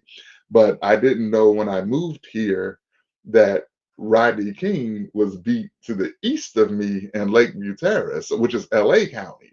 So I'm like, how did they get the trial moved from LA County across county lines to Ventura County? If I got a ticket over here in LA County, and I had to go to court to present my case, I'm doing it in LA County. I can't get that moved over there, but that's another conversation. But we're in a position of powerlessness, and all fronts. And we've heard Sister, our dear ancestor now, Frances Cress Welsing, speak about the chessboard, right? 9 columns. She mentioned those 9 categories: economics, education, entertainment, labor, law, politics, religion, sex, and war. And a lot of times we're just focused on playing chess and using that one column, or a row for that matter. And when you're playing chess that way, you're bound to lose. So we're not moving the pieces forward. And a lot of times, what I see, even amongst us, the consciousness ranks in our own people, we have those who say, well, no, education is the way to go. We rehash these these W.E.B. Du Bois, Booker T arguments, all over again. And we start shadowboxing each other, to where we can't move ahead. We don't come to like a consensus really, or what is our hot button topics, that we can focus on, even if we don't agree on everything. We may not agree necessarily with a methodology, but if I could sell the fact that what I'm presenting is a meaningful solution for all of us, can we rally around that? Can we set our differences aside to get that thing moving? And when I saw this particular presidential election, I saw Black men get drugged by their ankles behind a pickup, throughout the time. And it was not falling lockstep with Kamala. It wasn't nothing personal against Kamala necessarily, but Kamala was put in a precarious situation by the selfishness of Joe Biden, if you ask me. He knew as well as the folks who put him there, how old that man was. So we knew the I guess the shaky ground that we stood on, like in terms of his health and his cognition. Yet, um, those reasons were called to fore months later, and perhaps it ate into any kind of time that Kamala had to prepare, to move forward. So that part is true. Um, and I felt it was selfish, on Biden's part to like eat into that. At the same time, though, um, we hear, and I've said this before, how when I don't want to say we, but when the Democrats had the House, even if it's by a small margin, when they had the Senate, when they had the tiebreaker, they had the chance to even. I look at Obama's second term, for instance. Obama could have signed some EOs, and he didn't. Even more so, What did the they irony do? was that. Say it again. I'm asking you, what did they do when they had their great advantage? They painted the White House in the rainbow colors with the Right. image. With They, the image. they created a reparations garden outside. See that? And what See I that? saw was so insulting about that is you creating a reparations garden on the same land that we tilled. We tilled that land, right? So, we're gonna give you a garden. We tilled the land of this place. We built this. We sold this up. But all you're gonna give us is a garden. Give us a street mural. Say Black Lives Matter and this, that, and the other. I mean, the total irony. Symbology. Yeah, the irony of it all is Black Lives Matter really became a thing under a Obama presidency. The irony of that, right? When Trayvon was killed, Obama was going into his second term. Well, at least the guy's a couple of feet in there, and so that became. And remember when Henry Louis Gates got hemmed up, in his own house, Yep, the and beer then summit. I remember the beer summit. yes, and so but remember the knee-jerk reaction was Obama said the cops had behaved stupidly. Those are his They words. behaved stupidly. The police union got in on him and in some way, and basically you would have thought they waterboarded the man. You would have thought they had his daughter tied up in a Brooklyn basement. They drug him back out here, and I then said, caught the "Okay, well, BIG reference. yeah, there you go." And said, "Come on, let's come on over here and let's have that beer conference." I thought. I mean, I'm lucky. Henry Louis Gates is a better man than me. I don't see myself You're right about that. sharing it. This is my house. You coming in my door. And to Brother Gardis's point, when we do have our own, how do we protect it? I'm gonna quote. Yeah, you probably know this young brother. He's older than me, but look way younger than me. Brother Nuri Muhammad, and he said that the black dollar circulates within the black community for a total of 6 hours. And he said that means by the time you go to work and clock in at 8 in the morning, before you take your second break in the afternoon, your dollar's already gone outside the community. Wow. You see what I'm saying? Already gone. So how do we solve that piece, right? Then to Brother Gary's point, yeah, we do. Black folks, we ball. We do it real big. And nobody floss like we floss. Okay, I'm just keeping it 100.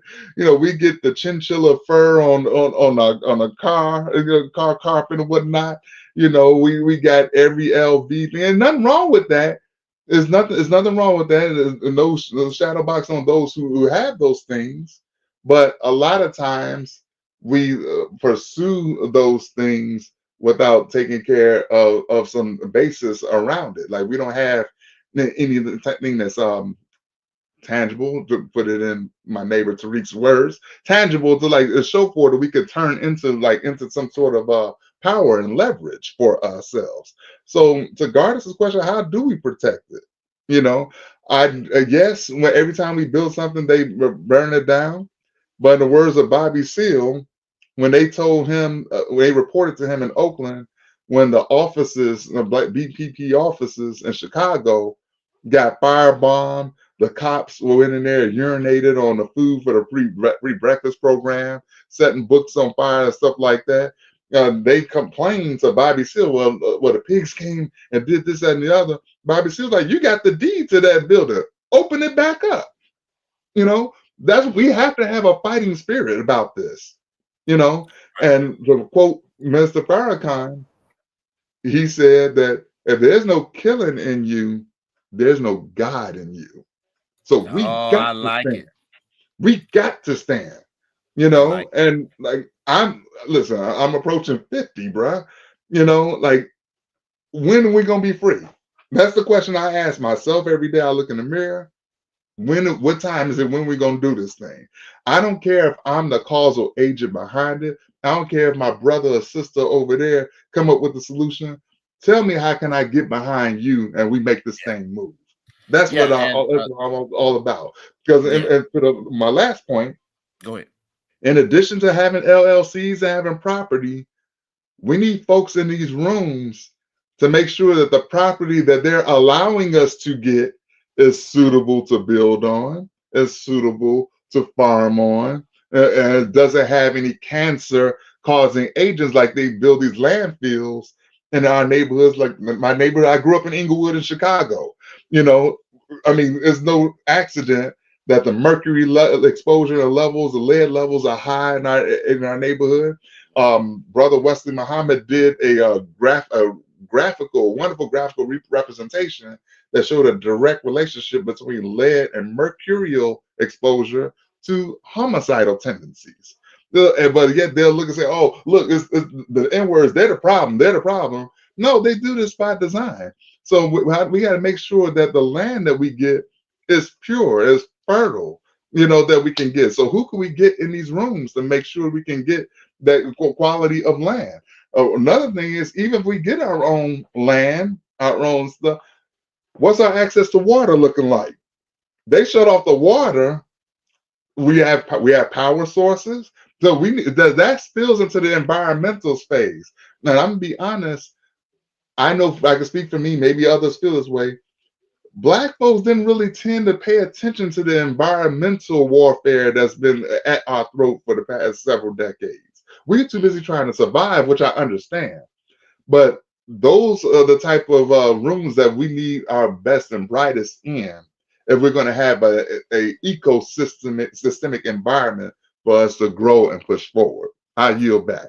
Absolutely right. And I want to circle back to the panel, beginning with Brother Gary, then going to Sister E, then Brother J Mac, and then ending up with Brother Gardis about a response to what Brother Salam has laid out, and add any more thoughts that you have. Go right ahead, Brother Gary. See, I'm still here. I'm just grabbing something to break my fast right quick, but keep going. I'm taking the thing with me. Keep going. Yes, sir. You good, my brother. You good. First and foremost, I want to thank everyone. What I'm really enjoying about this panel is we can have slight disagreements or different perspectives, but we're having a productive conversation. Mm-hmm. And everything that people are saying that might even be different from what I'm thinking, it sparks a thought. It's not a place where we're arguing back and forth and now emotions are overtaking the points. To chime in, Brother Salam, you know, for me, I think we're dealing with a much bigger problem that we have been dealing with in the past, and we're dealing with a global issue now because of this current administration. My personal opinion is, well, this is what I would do for the public, or what I would suggest. Go look in the history of Trump's ties with Russia and his businesses from the times that everything was failing. He filed all these bankruptcies and no banks would give him any loans. And he had to leave this country to get opportunities. And who supported him? I'll let you do the rest of the research. The reason why I bring that up, you know, we're looking at the warfare that we deal with in our communities and stuff like that. We have all these other countries assembling. We're doing all this infighting with ourselves and in our politics and stuff like that. And I think Garvis was talking about warfare, or maybe it was you, Brother Charles. war is going to be different now. They're attacking our economy. They're attacking our minds with social media. Every empire has fallen, and now we're in this situation where blacks are fighting with the whites. You got Democrats fighting with Republicans. You got people mad at Mexicans and immigrants and stuff like that. You got on and on and on and all this other stuff. And my question would be, like, if somebody can answer this for me, like, so if we're going to do another party, for example, what percentage of blacks or African Americans live in the U.S.? Does anybody have any idea?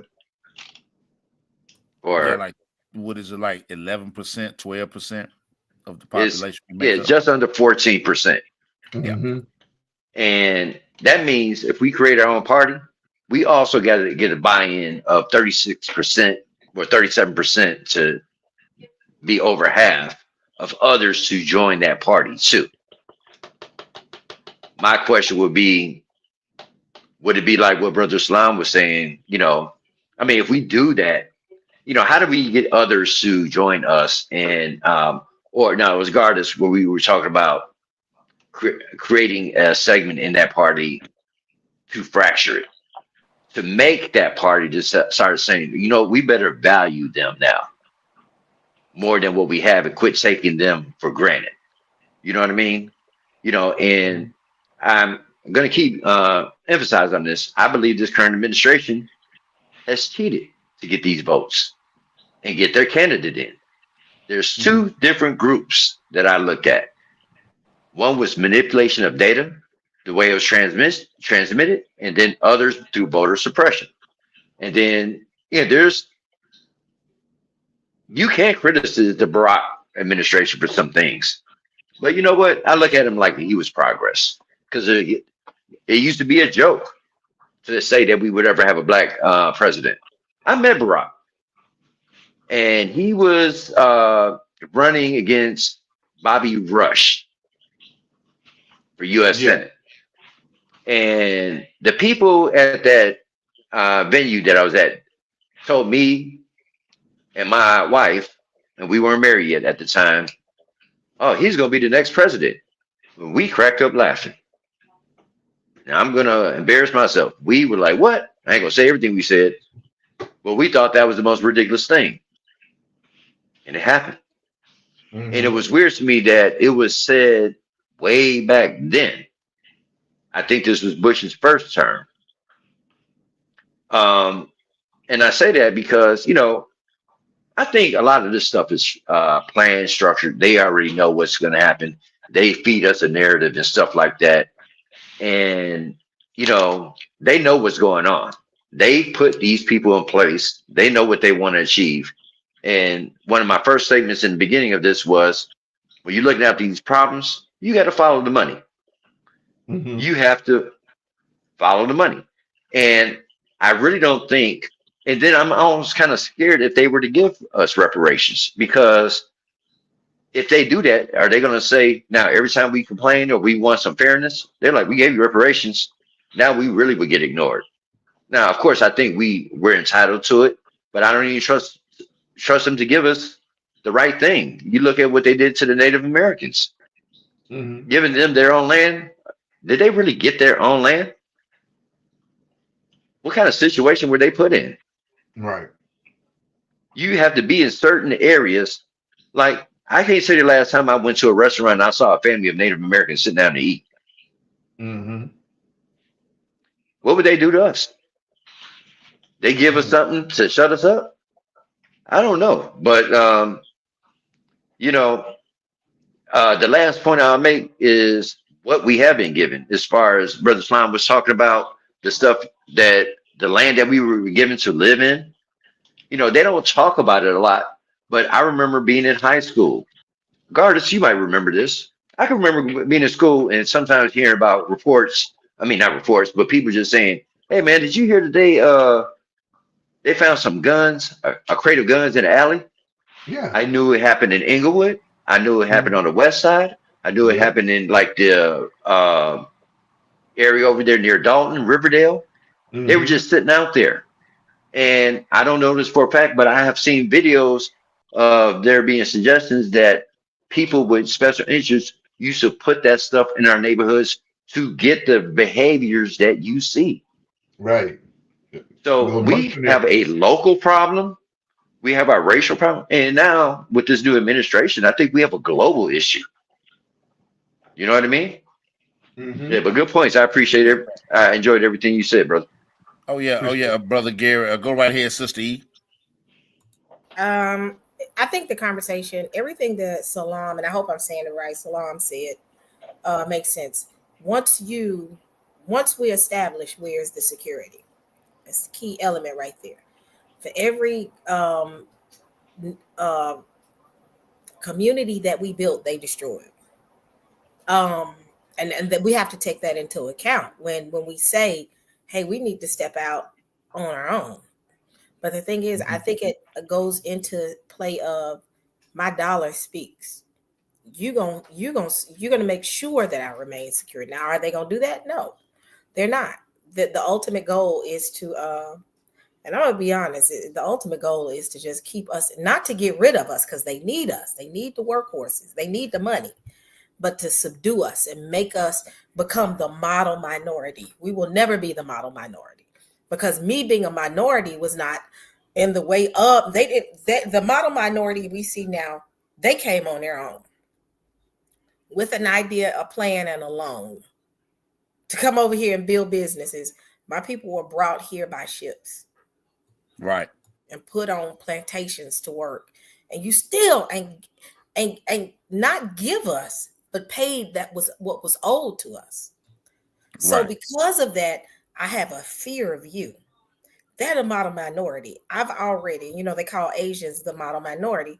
I've already created a pact with them. We're good. We've created a group and a community within itself. So I don't have to worry about the Asian community, but I have to worry about this group over here. This is why they was dropping guns off, because they don't want to decimate us. They want to subdue us because we still have value here. So with that being said, I agree with Salam. All these ideas in these conversations, the key to the element is security.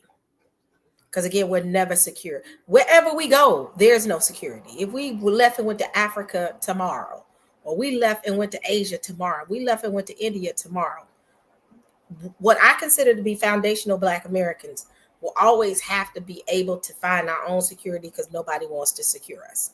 Nobody cares enough to make sure that we're safe. But with that being said, I think everything was good. Now, on the part of reparations, I see it as being, again, owed, not given to us.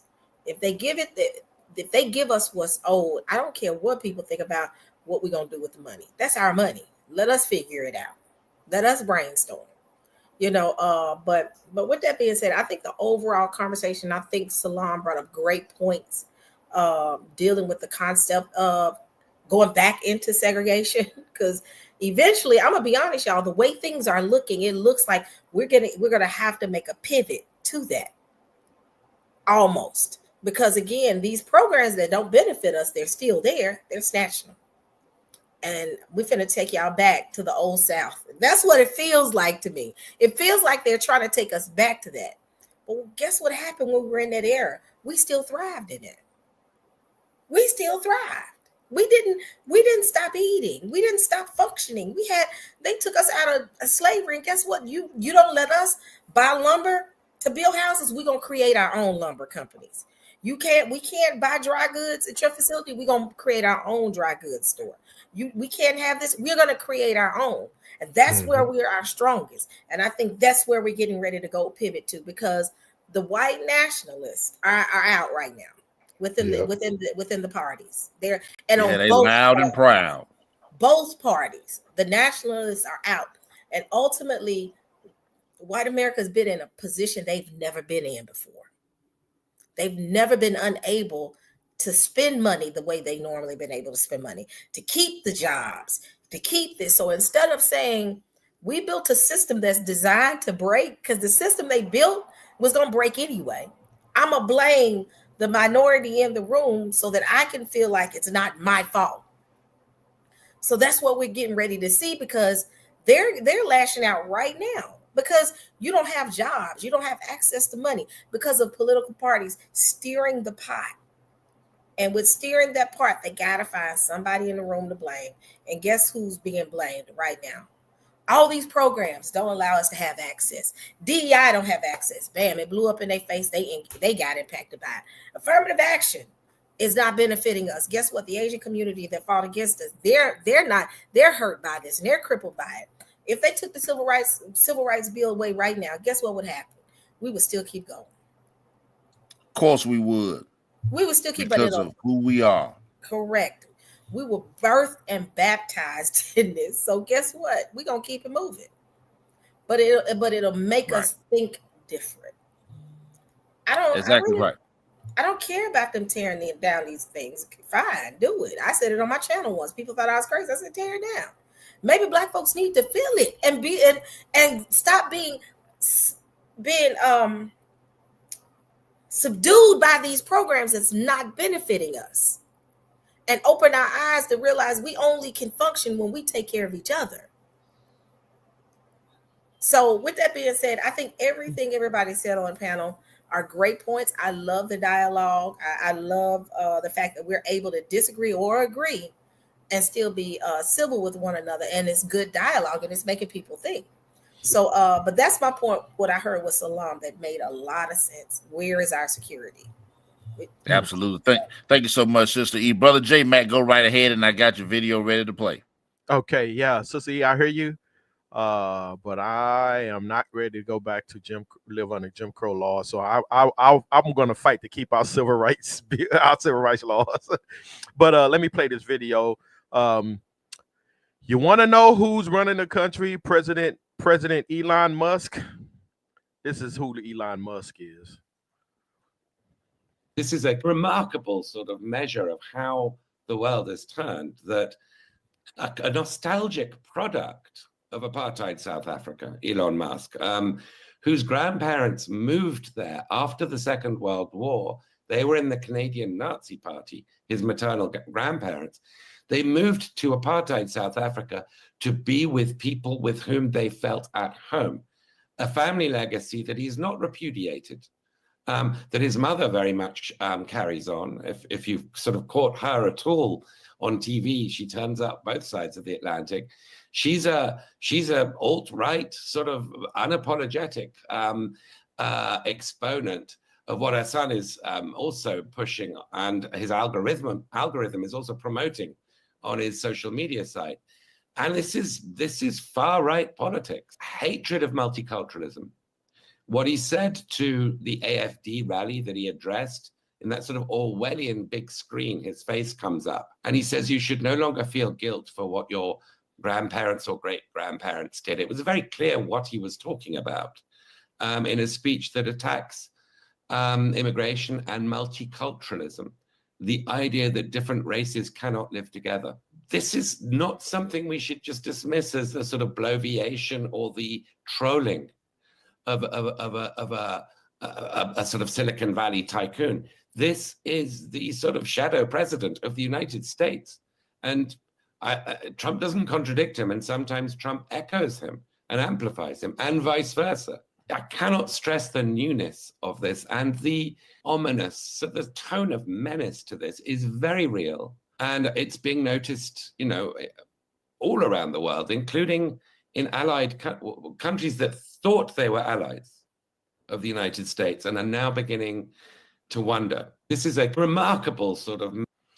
Yeah, so before I play my next video, just wanted to make the point that Elon Musk is an apartheid South African who's running our country. And if you look at how he structures his company, he ain't got no black folk running nothing over there. You guys saw what he did to Twitter when he took it over. And he's going full steam of this anti-DEI. If anybody doesn't know by now, when they think of DEI and when DEI come out of their mouth, they're talking about black folk. That's why you heard the video. Charlie Kirk was talking about black pilots. They get on the plane and they see a black pilot and they're nervous. So in their minds, the only people who are qualified in their minds are white men. And what a lot of white women have come to find out is they're not equal with white men either. So they're coming to find that out. This is what the find out phase of America is going through. Let me stop sharing that one, and I got another one. I'm going to share real quick. Quick question before you proceed with that. Go ahead, Sister. I guess the biggest question is dealing with the, and I'll wait till you get done with your video because it may lead to a deeper conversation. But make sure I get a chance to ask a question about your thoughts when it comes to DEI. So I'll be back. I mean, I'll let you keep going because I don't want to. Yeah, and bro, J Mac, while you're trying to pull that video up, that next video that you want to share, you know, when Elon at the inauguration did that Nazi salute, I mean, it was right up his alley. I'm like, y'all forget that this is an apartheid baby. That was what it was. This is what he grew up with. I mean, this is who he is. So it was blatant and obvious. And it was plain and obvious. It's not strange. It wasn't strange to me. I was like, he just repping who he is. That's what he's down with. And notice, Charles, that Elon, all these people that were coming and said, oh, that wasn't what y'all think. Y'all are blowing it out of proportion, blah, blah, blah. Not one time has Elon denied what it is. Right. You can go ahead and play it. Okay. At the very least, trying to erase the contributions of... A few weeks ago, I talked about the fact that Donald Trump is trying to erase, at the very least, trying to erase the contributions of Black people, of women, of gay and lesbian and transgender Americans, and a host of other groups that he just doesn't like because wokeness? Make it make sense. It's just bigotry. It's just hatred. It's just white supremacy on full display. It's like these people never graduated from adolescence where, you know, everybody feels insecure, and some kids who are a little maybe stronger physically than others will attack other kids to make themselves feel better. And these Republicans just never grew out of that. They never matured out of that adolescent bullshit. And some of these people get tremendous power, Donald Trump, Pete Hegseth, and they continue this cycle of hatred and division and otherism. And I'm going to read from this AP headline, and then we're going to go through some photos. There's a part of this website where you can just click through and see, and we're going to look at what photos are deleted. The Department of Defense, you know from the headline, you know from the title and the description, or you know from the title, you know from the thumbnail. Get it together, Dollamore. What is taking place? They are systematically going through the Department of Defense at the direction of Donald Trump, the commander-in-chief of the United States Armed Forces, and Pete Hegseth, the absolute dolt, unqualified, meritless clown who runs the Pentagon. They are deleting historic and otherwise photos, evidence of diversity within the military. Here's the headline from the Associated Press. Today's actually a really exciting day because we got to unfold one of these units. War heroes and military firsts are among 26,000 images flagged for removal in Pentagon's DEI purge. References to a World War II Medal of Honor recipient, the Enola Gay aircraft that dropped an atomic bomb on Japan, and the first women to pass Marine infantry training are among the tens of thousands of photos and online posts marked for deletion as the Defense Department works to purge diversity, equity, and inclusion content, according to a database obtained by the Associated Press. The database, which was confirmed by U.S. officials and published by the Associated Press, includes more than 26,000 images that have been flagged for removal across every military branch. But the eventual total could be much higher.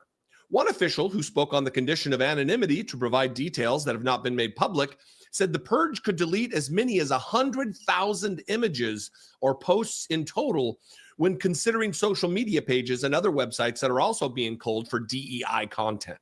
The official said it is not clear if the database has been finalized. Defense Secretary Pete Hegseth had given the military until Wednesday to remove content that highlights diversity efforts in its ranks following President Donald Trump's executive order ending those programs across the federal government. The vast majority of Pentagon purge targets women and minorities, including notable milestones made in the military, and it also removes a large number of posts that mention various commemorative months, such as those for Black and Hispanic people and women. So we'll go through here and we'll look for some terms that give you an idea that maybe it's deleted because it deals with women or people of color.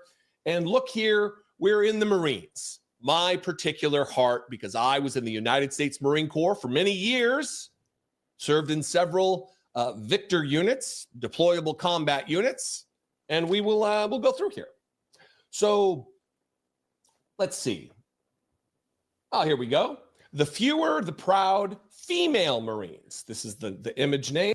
So if people want to watch the rest of the video, basically it's Jesse Dollamore on YouTube. He has a YouTube channel, but I brought that out to highlight. Let me stop sharing my screen. I brought that out to highlight one of the first things the Trump administration did when he first came in. He ordered the removal of basically Black history from the military. He ordered all federal agencies not to celebrate Black history. Then it was just recently. Correct me if I'm correct. I mean, correct me if I'm wrong, Charles. This Black general, I don't know if he was a Joint Chiefs of Staff or he's a 5-star general. They just fired him. Yeah, he was one of the Joint Chiefs of Staff, and the Joint Chiefs of Staff usually transcend administration change. Right. Yeah. Right. But they fired him without Right. No explanation. Right. He's got great credentials. Even people in the military are speaking up for him. So what am I saying? And the person they replaced them with has even less credentials. Right. Well, I mean, Pete Hessek himself is a Fox News commentator. He was in the military, but he was never a general. Let's put it that way. Yeah, like you make a talk show host, the Secretary of Defense is crazy work. Right. But so Donald Trump came in firing on attacking Black history because that's DEI, removing Black history and threatening schools for teaching Black history, trying to get rid of the Department of Education, dumb down Americans even more. But then he turned around, and because I guess he's got enough sense to say, well, I gotta throw these Black folks a bone. So he holds, even though he ordered the federal government not to celebrate Black history, he holds a Black History Month celebration in the White House with a bunch of Black Republicans, and they invited Tiger Woods, who looked so out of place. I don't even think he knew what he was really there for until the cameras came on. His face was priceless. Yeah. And we're supposed to say, oh, well, see, Trump is not racist. See, he had Black History Month in the White House.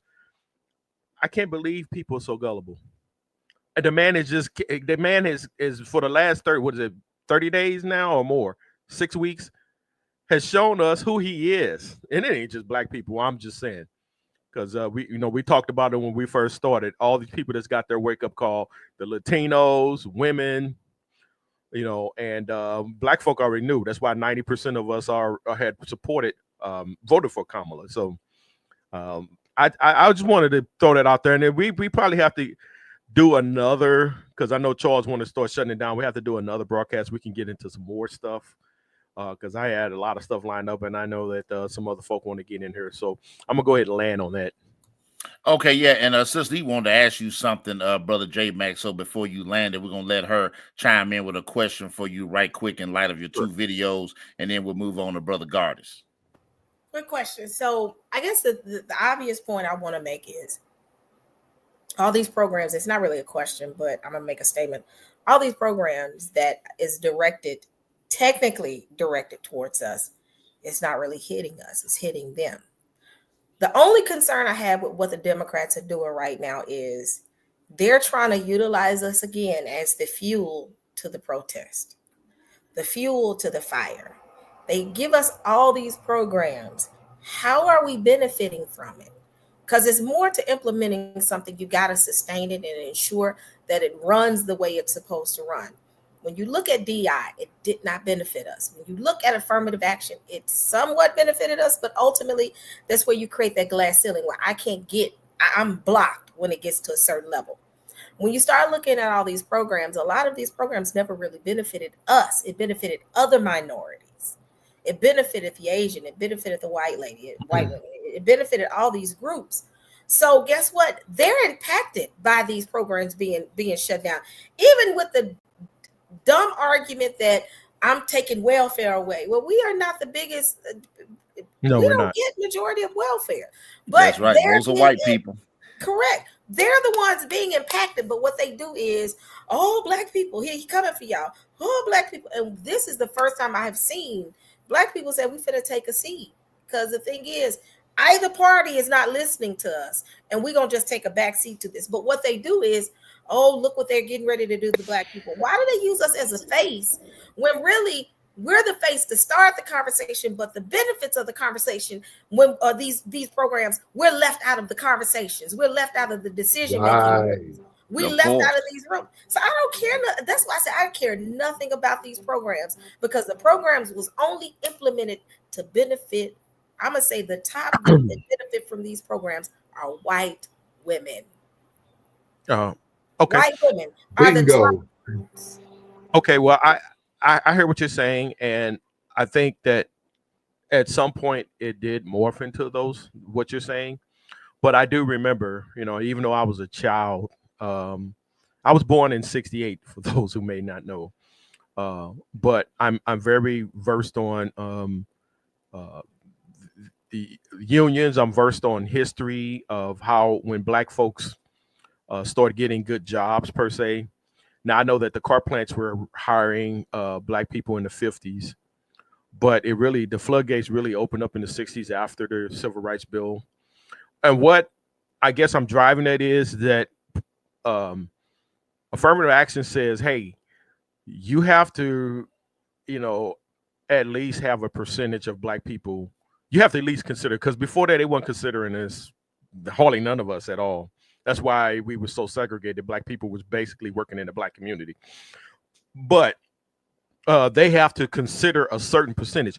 Well, guess what? Even the percentage that they considered were more than qualified. I mean, for example, look at Hidden Figures. I know that's, NASA, and that's the top of the line. But if those ladies were not hired and not involved and not allowed to do what they were doing, would America have been able to get a rocket ship into space? They weren't able to do that without a black woman. So what I'm saying is, yes, these programs, became all inclusive. I agree, but I know in dealing with where I grew up, and I wholeheartedly believe this: if affirmative action and inclusion did not exist, I do not believe that the phone company would have hired me. And I had all the credentials. I had a college education. I had a tech degree. I had some experience, and I do not believe that. And I had people on the job who I was more than qualified than tell me, "Oh, well, you only here because of affirmative action." Those are the kind of arguments we used to have on the job. And I'm like, you're only here because you know Joe, or you know John, or you know Tony. You're not qualified. You're definitely more qualified than me. So I hear what you're saying, but I do believe that without the Civil Rights Bill, without the doors opening, without the opportunity being on the table, without them being forced to say, okay, you have to at least have this amount, this percentage of it, I don't think that a lot of us would have the jobs that we have. If Jim Crow still existed, man, we probably would be okay because we had our own community. But think about it like this: there was a lot of poverty in the black community, especially down south. And when black folk finally, did come together, and it was mentioned before, when they did come together and start, doing their own thing, what happened? They came and destroyed it. So I don't know. I don't believe that we would be better off under Jim Crow. I just don't believe that. I think you're missing my point, because I think you're looking at Jim Crow and like, oh, we're gonna go back into Jim Crow. Because I believe that's where they're trying to take us. That's why I'm saying that. Yeah, but the thing is this: even prior to, understand that The Civil Rights Bill was not implemented because they cared about us poor Black folk. The civil rights was these Black folks are thriving and their money is staying in their neighborhoods. We need their money for us to be able to thrive. So what we're going to do is we're going to propagate an agenda to say we're going to introduce this. Oh, we're going to take out, because Jim Crow is somewhat they're still dragging and hanging Black folks, being honest. I mean, it's not as prevalent because of the fact that we're protected by Jim Crow. More Black folks walking around here with guns. So the Klan ain't quick to go and stand in front of somebody's front yard and say, "Come out of the house." I can't say it because I won't get you in trouble. "Come on out this, give me your son." They gonna get followed up by them bullets. That's the difference now. That's why we don't see the essence of the Black Power movement alone change the game.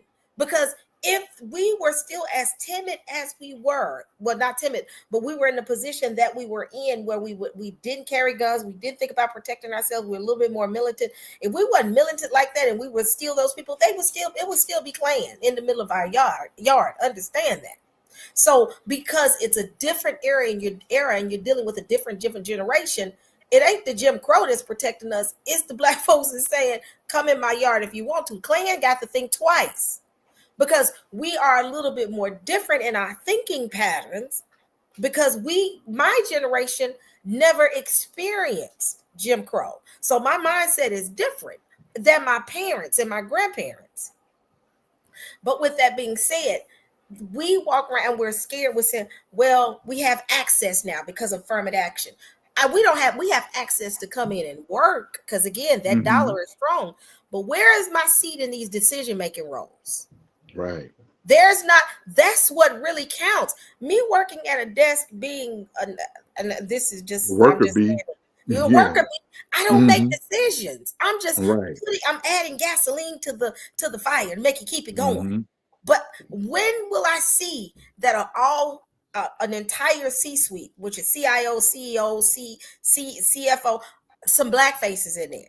You may see a few pop-ups of a few Black people that are CEOs, but what really counts when we get into these corporate structures with this so-called affirmative action is having a seat at the table with the decision-making groups. Right now, we don't have that weight anymore. So that's why I'm like, affirmative action, if it goes away, guess what? Fine, because you still need my dollar. Jim Crow, try it, because guess what? You try that in Memphis. You got a Klan standing in somebody's yard. These brothers gonna come out. They don't want to do that. They don't want to do that. Even in certain the Klan ran out of Memphis when they tried to have a rally.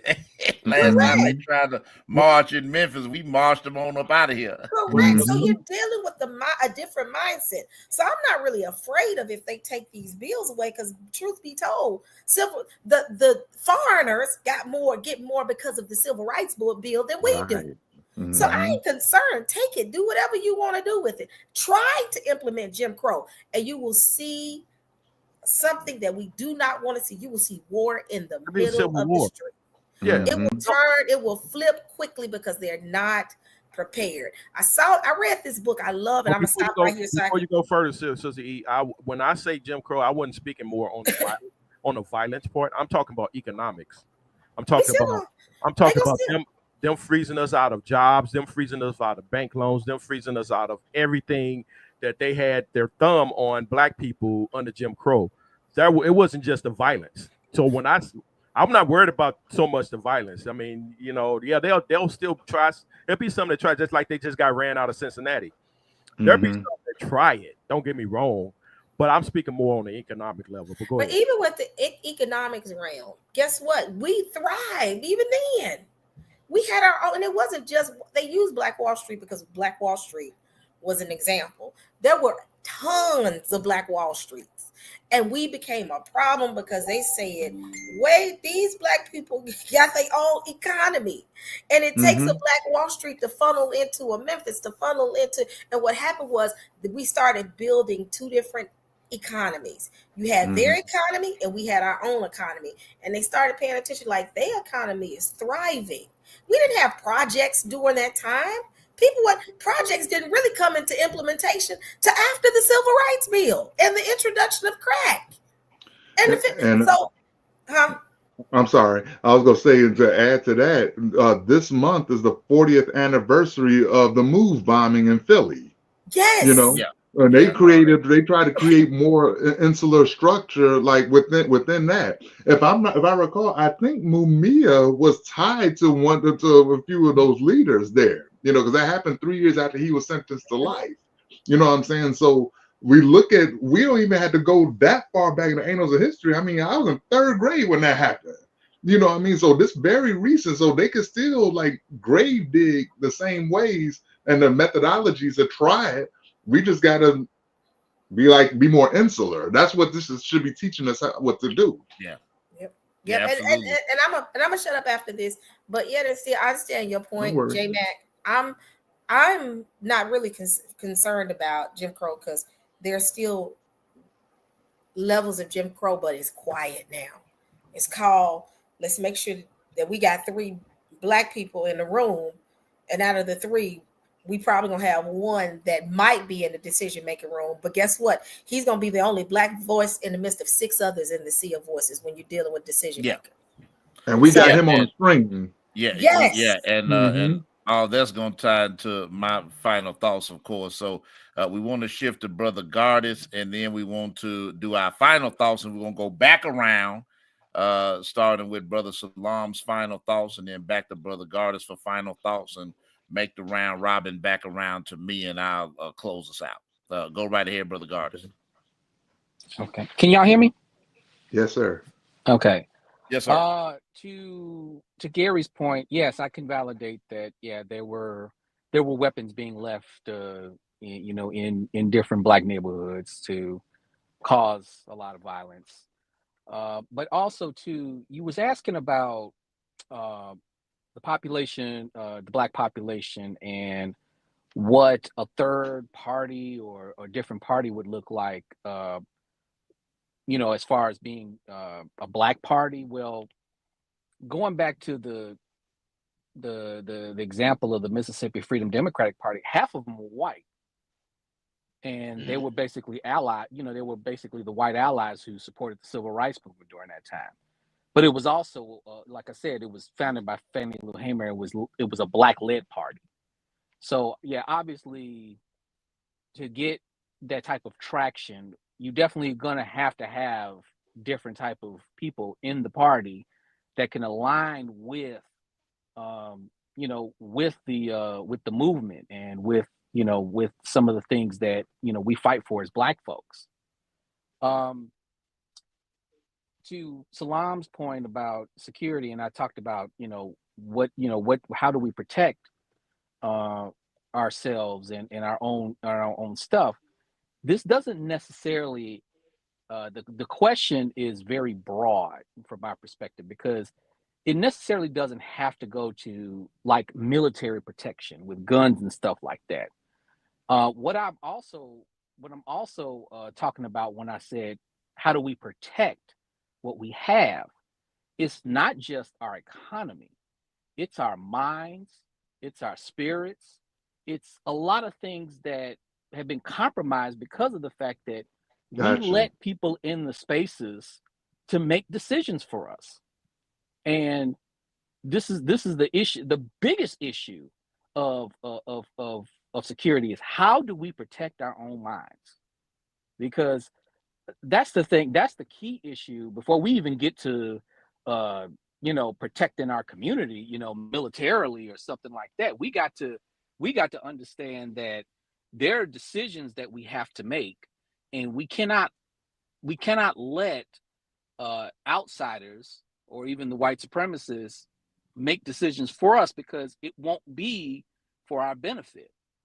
So when you talk about, say for instance, when you talk about a lot of black companies who get bought out, by bigger white conglomerates, take for example BET. They got bought out by Viacom years ago. And why is that? Because for one, there was no sense of security, no sense of protection, no sense of, okay, we built this television empire, we're going to keep it the way it is.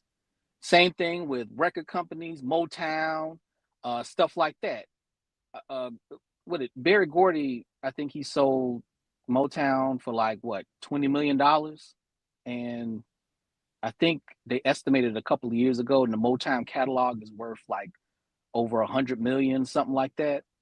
So this is what I'm talking about, where we have to protect our creations, we have to protect our structures, we have to protect things in other ways. And you know, the philosophy, like, you know, like for instance, the philosophy of the Black Panthers. You know, the Black Panthers during their heyday, they didn't let you touch a gun until you read several books, you understand the rules, you understand the laws, you understand all what the Black Panther Party represents. And political education. Political education. You was not allowed to touch a gun until you got full political education, because there's a responsibility behind, you know, having those arms. You just don't use it discriminately. That wasn't their thing. So when we arm ourselves, the first weapon we arm ourselves with is our minds, our souls, and our hearts. How much are we willing to protect that? And going to the conversation between Jay and Sister E, because I think there was a conversation about you know, being resegregated because of the fact that, you know, we did better under segregation. But here's the thing. The thing is that under segregation, white folks was still able to take away a lot of the resources that we shared amongst each other. And if I'm not mistaken, and Salam, correct me on this, it was Elijah Muhammad who talked about the difference between separation and segregation. Yes. And, you know, he said that segregation is when the white man separates you forcefully, but also still controls your resources, where separation, you basically separate from the white man, but you still have your own resources and you build your own stuff and you use it. So I definitely agree with that. You know, I think there has to be a point of separation because of the fact that integration didn't work out for us. And I wouldn't say integration itself was not the problem. The problem is that we didn't integrate with our own stuff. Right. We had to give up that stuff in order to integrate. Now, if we were allowed to bring our businesses and stuff like that into an integrated society, it probably would have been different. I may be wrong, but I think it would have been different. But the way we integrated, to me, was the issue. And also, too, and I agree with you, Sister E, about DEI and affirmative action only benefiting you know, white women in general. However, here's the thing: when Trump and his Republican buddies and Elon Musk is talking about getting rid of DEI, it's basically just code words to say you can fire your black workers. That's all that means. You can fire your black workers, because majority of the government jobs, you know, are held by, you know, well, I wouldn't say majority of the government jobs, but when you talk about employment, people who are employed in the black community, most of the jobs that black people have are government sector jobs. Yes. So the thing is that he's giving these departments carte blanche to fire all their black workers. Now, here's the thing that has to happen. Exactly my point. Yeah, and here's the thing that has to happen, because if people are bold enough to do that, because Trump is bold enough to write, you know, to write executive orders that wholly go against the Constitution. You know, like the whole trying to get rid of natural citizenship. Like you can't executive order that. That's a constitutional right. Yeah, he can't do that. That's constitutional, right? But that don't mean he won't try, right? Exactly. Oh yeah, he's gonna try several times. But here's the thing. So understand that the Civil Rights Act is still on the books. He hasn't got rid of that yet. and I don't think he could get rid of that now because in order to repeal the law, correct me if I'm wrong, you got to get a majority of Congress, and I believe that's 75%, which he doesn't have, that influence to repeal that law.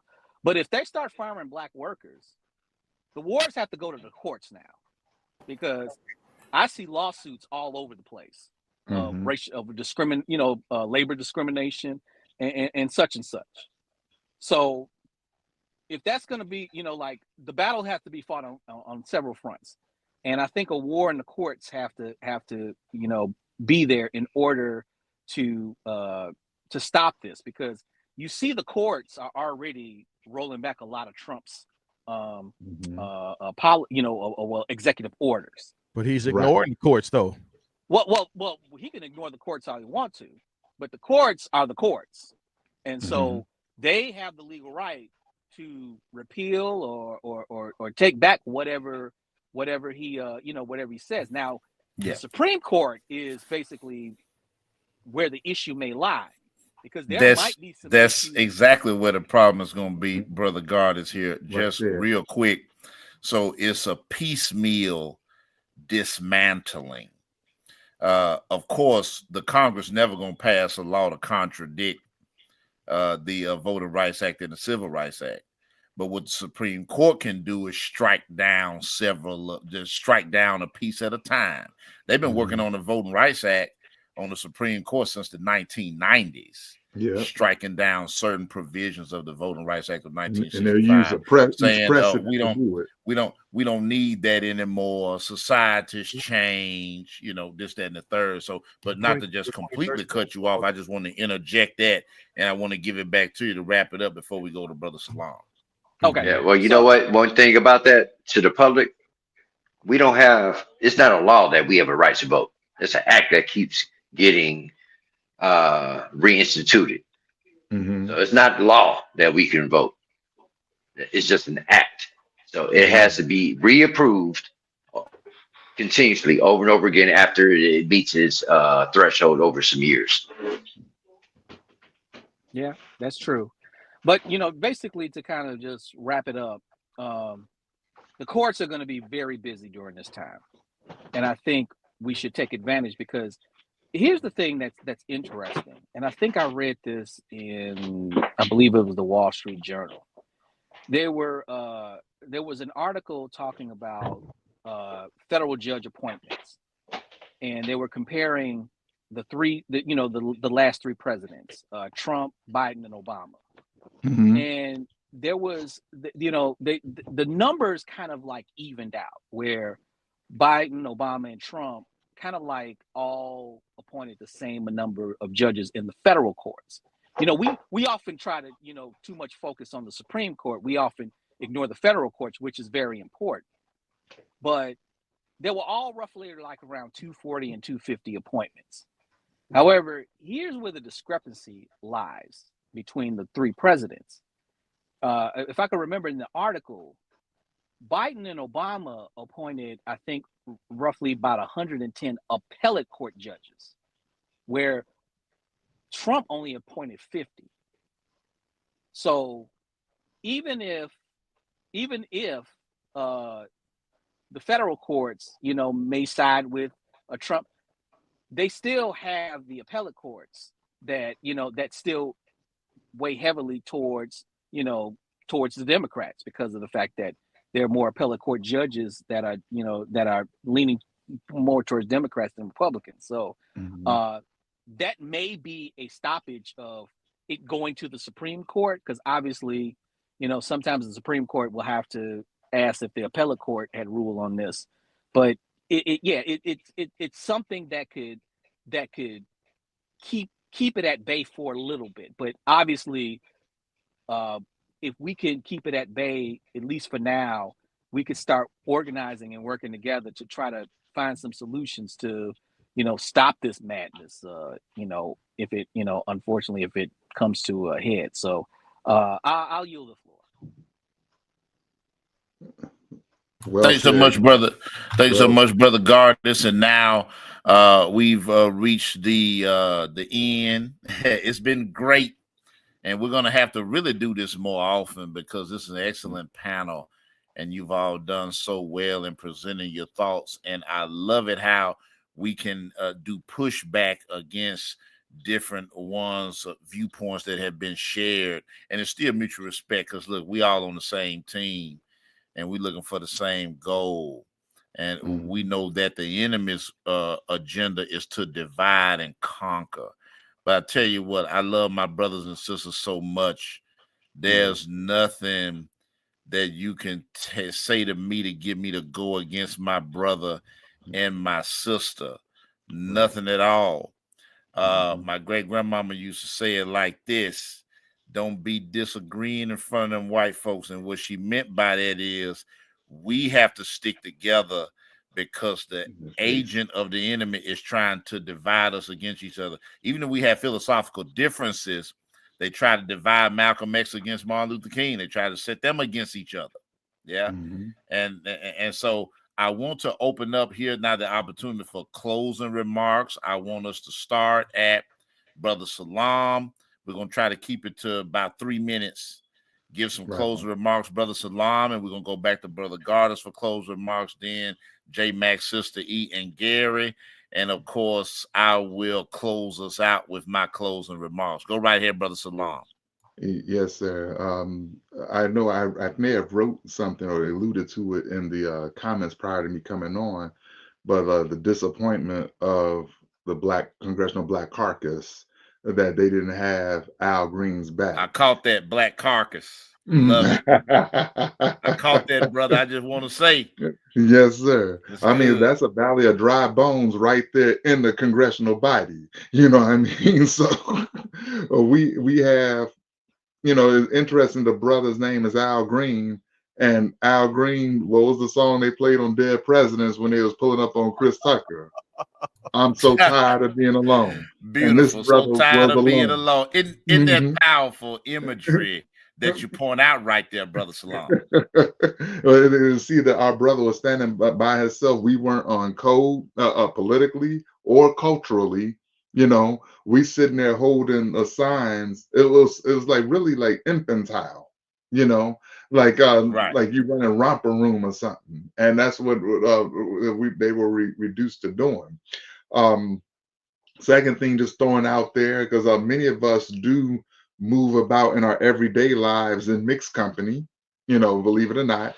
And one thing I noticed, and I wasn't afraid to call it out when I went live on my feed before, is I noticed after the Zelensky Trump, you know, situation, even among our own people, our own brothers and sisters, I started seeing pictures of, you know where I'm going. I stand with Ukraine, you know, and I wish I had those time for screen sharing and all that kind of stuff. But it's like how soon you forget people. These are the same people that had swastikas and SS Thunderbolts on their helmets and insignias on their uniform. This is like, here's what they think about you, as they once said. You know what I mean? So like our knowledge of self, to Brother Gardis's point, that protecting our mind, being the gatekeeper and our frontal cortex and protecting what goes in it. You know, our knowledge of self, our love of self, our knowledge of friend and ally, as I heard you say before, Brother Charles, accomplice, not just an ally, right? Because if folks who claiming to be our allies, but they not catching the strays, they not getting those stones that they're intended for accomplices. How big of a rider are they for you? They should be getting.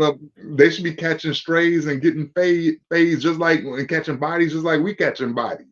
You know, like for every they'll be quick to throw up Schwerner and Goodman and Liuzzo, but those are just 3 people.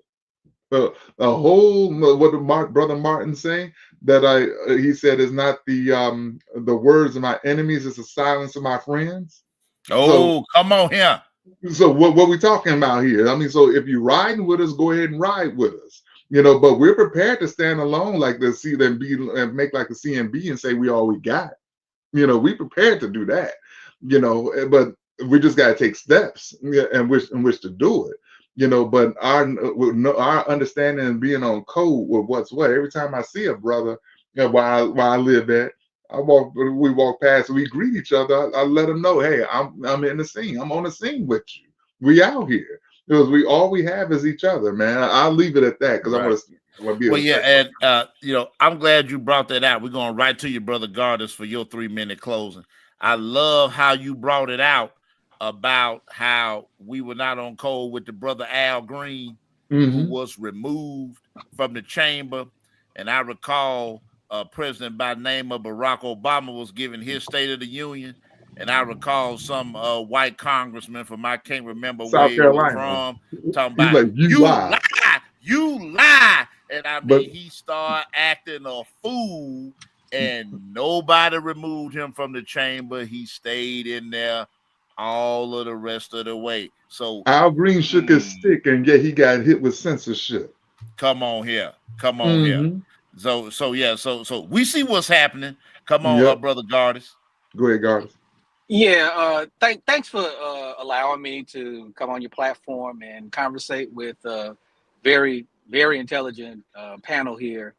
I really enjoy this conversation, even though this is stuff that we have to do where we hash out certain ideas, certain ideologies, certain differences, because we have to confront these contradictions that we have amongst each other. But also too, we also have to do it respectfully, but we also have to understand everybody's methodology behind their thought patterns and the way they think and what they believe. Because the one problem that we have is this polarizing of ideas. Like you gotta believe exactly what I believe, or else you the ops. Or you vote for Trump, or you feds. Yeah, you vote just because I criticize Kamala Harris, now I'm a Trump supporter. No, bingo, right? That's not it. I got lots of criticisms for Kamala Harris, but I will never pull a lever for Trump. Never. Even if I was institutionalized, I will never vote for that guy. Come on here. But just because I give the Democrats smoke as well doesn't mean I'm a Republican. So we have to have those nuanced conversations that we have, because there's criticisms all over the place that we have to have, including ourselves, because we have to be open to new ideas. We have to be open to certain things that not a lot of people are talking about, because if not a lot of people are talking about it, 9 times out of 10, it's being suppressed. And because it's being suppressed, that means that there's that controlling your minds again, because they ain't putting it on social media or mainstream media or whatever. So when your famous rapper or ball player ain't talking about it, then it's irrelevant. Right. So or your favorite activist or politician, then it's irrelevant. So I really appreciate these conversations, people, and looking forward to having another one of these again. Thanks. Yes, indeed, brother Gardis, and I want to start doing these on a regular basis. Brother J Mac brought it to my attention, and spread the word around, and so we want to have these kind of forums on a regular basis, just to address where we are and where we're going. And I think that could be a pretty popular thing for people to tune into. Brother J Mac, go right ahead with your 3-minute closing statement. Yeah, I'm gonna pick on Sister E. Don't act like you don't know what romper room is. Listen, I'm still in my 40s. Don't do that. Listen, she had some of us pushing 50, some of us slightly past 50. It's a reference that a lot of these folks would not get. I'm in the middle of my 50s. So hey, it's great. This has been great, and we definitely need to do it again. There's been some great points brought out. I'm glad Sister E came. I'm glad Gardis came. My brother Gary and Salam jumped on late, but he got in here. And to Gardis's point, Gardis, if I was having a conversation with you, and you were holding the Democrats accountable, I would have a problem with it all, because I can hear in your presentation that you are not advocating for Donald Trump or the maggot movement. You know what I'm saying? You're not advocating for the maggot movement. And so I think that's a difference. I can tell when people caught that too. Yeah, catch that. I can tell when people are pushing a narrative. You know what I'm saying? And they're trying, and they got an underlying narrative that they're trying to push. And these people rarely ever, matter of fact, they never criticize the other side. You know what I'm saying? So we can tell, like, we've been on Sister E's live, and she'll criticize both sides. These things I know. You know what I'm saying? So I can say that, yeah. Definitely the Tea Party is the maggot movement is the original Tea Party. That is definitely true. To another point made, MTG cut up in the State of Union address with President Biden, and nothing happened to her either. She you know, she didn't get kicked out. She Great point. Yeah. So, and she's a big clown. So, and Brother Charles, we kind of ended up on the same video. There's this animal. I ain't gonna say it because we might get in trouble. But let's just say this Sambo that's doing a parody on our sister Jasmine Crockett, and Terrence Williams. I can't stand those dressing in drag. Yeah, I can't stand those kind of Negroes. I mean, why? One of the few voices that are willing to advocate for the people, speak up. She advocates for her district. She gives her district. She self-reports to her district what she's doing. You know what I'm saying? And what she's accomplishing, what bills she's pushing. So why anybody would come out, a black person would come out here and try to tear her down. But it just, to me, it just seems like the other side, the white conservatives can't come at her, so they go find, a Sambo that'll do the dirty work. That's right. Every time. Yeah. They have to find a ventriloquist willing dummy. accomplice. A ventriloquist dummy for white supremacists, so they can throw their voice through their dummy. But I didn't quickly want to let MTG and Sister Jasmine Crockett get mentioned without bringing out that bad built, bleach, blonde, butch body. And you know what was funny?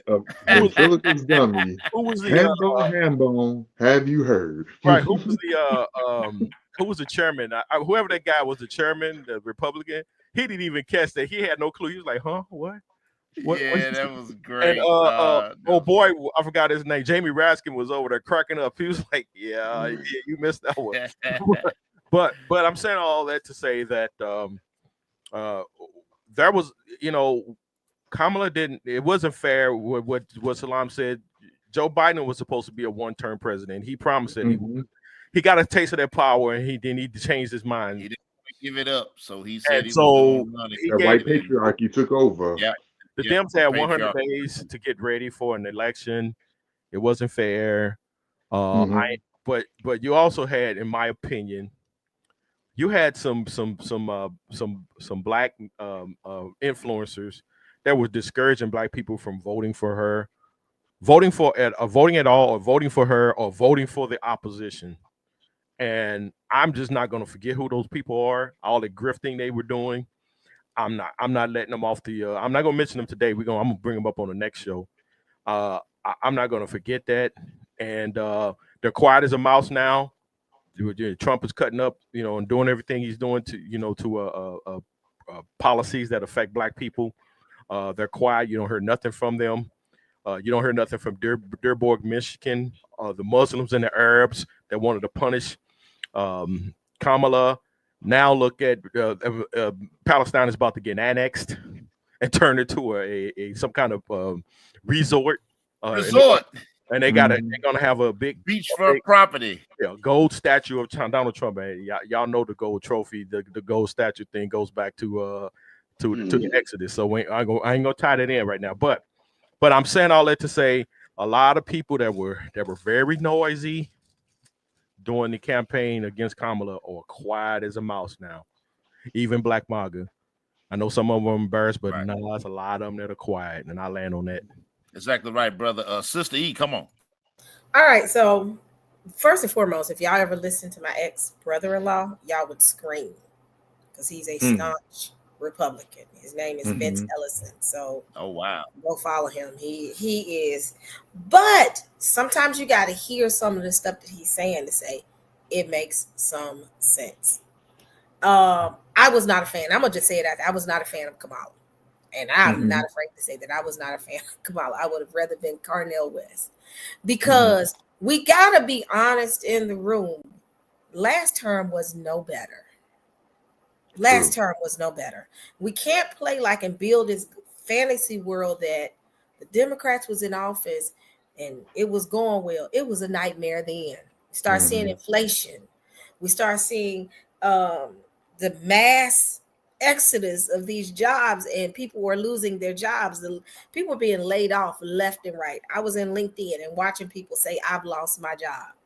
Even though even though Trump is getting ready to annex Palestine, but during Biden's watch, guess what? It was 800, it was hundreds of thousands of children being bombed in Gaza by his ally, and he did not address it. And nobody addressed it, nor did anybody really do anything. What they did was kept giving this man bombs. So Trump is even though Trump is, and I'm not an advocate of Trump as well, but I look at both sides of the aisle and say what makes sense. I try not to be because I was raised Democrat, grew up Democrat my whole life, and when I got older, I started noticing things within the Democratic Party that I was like, wait a minute, hold on, this doesn't make sense. But we can't play like because the thing is, some people are afraid of Kamala because it was going to be a continuance of the Biden administration. Right. We were getting ready to go to war, y'all, being honest. And we're still going to war, being honest. I really think we're getting ready to go to war. Yep. But we can't sit here and make it seem like Biden did everything correct when he didn't. He didn't. We got to be honest and be honest in the room. And people were afraid that Kamala was going to finish off whatever was going to happen. Inflation happened, and it was ridiculous in the past 4 years. But inflation is not something that we can even just blame Biden for. We can just blame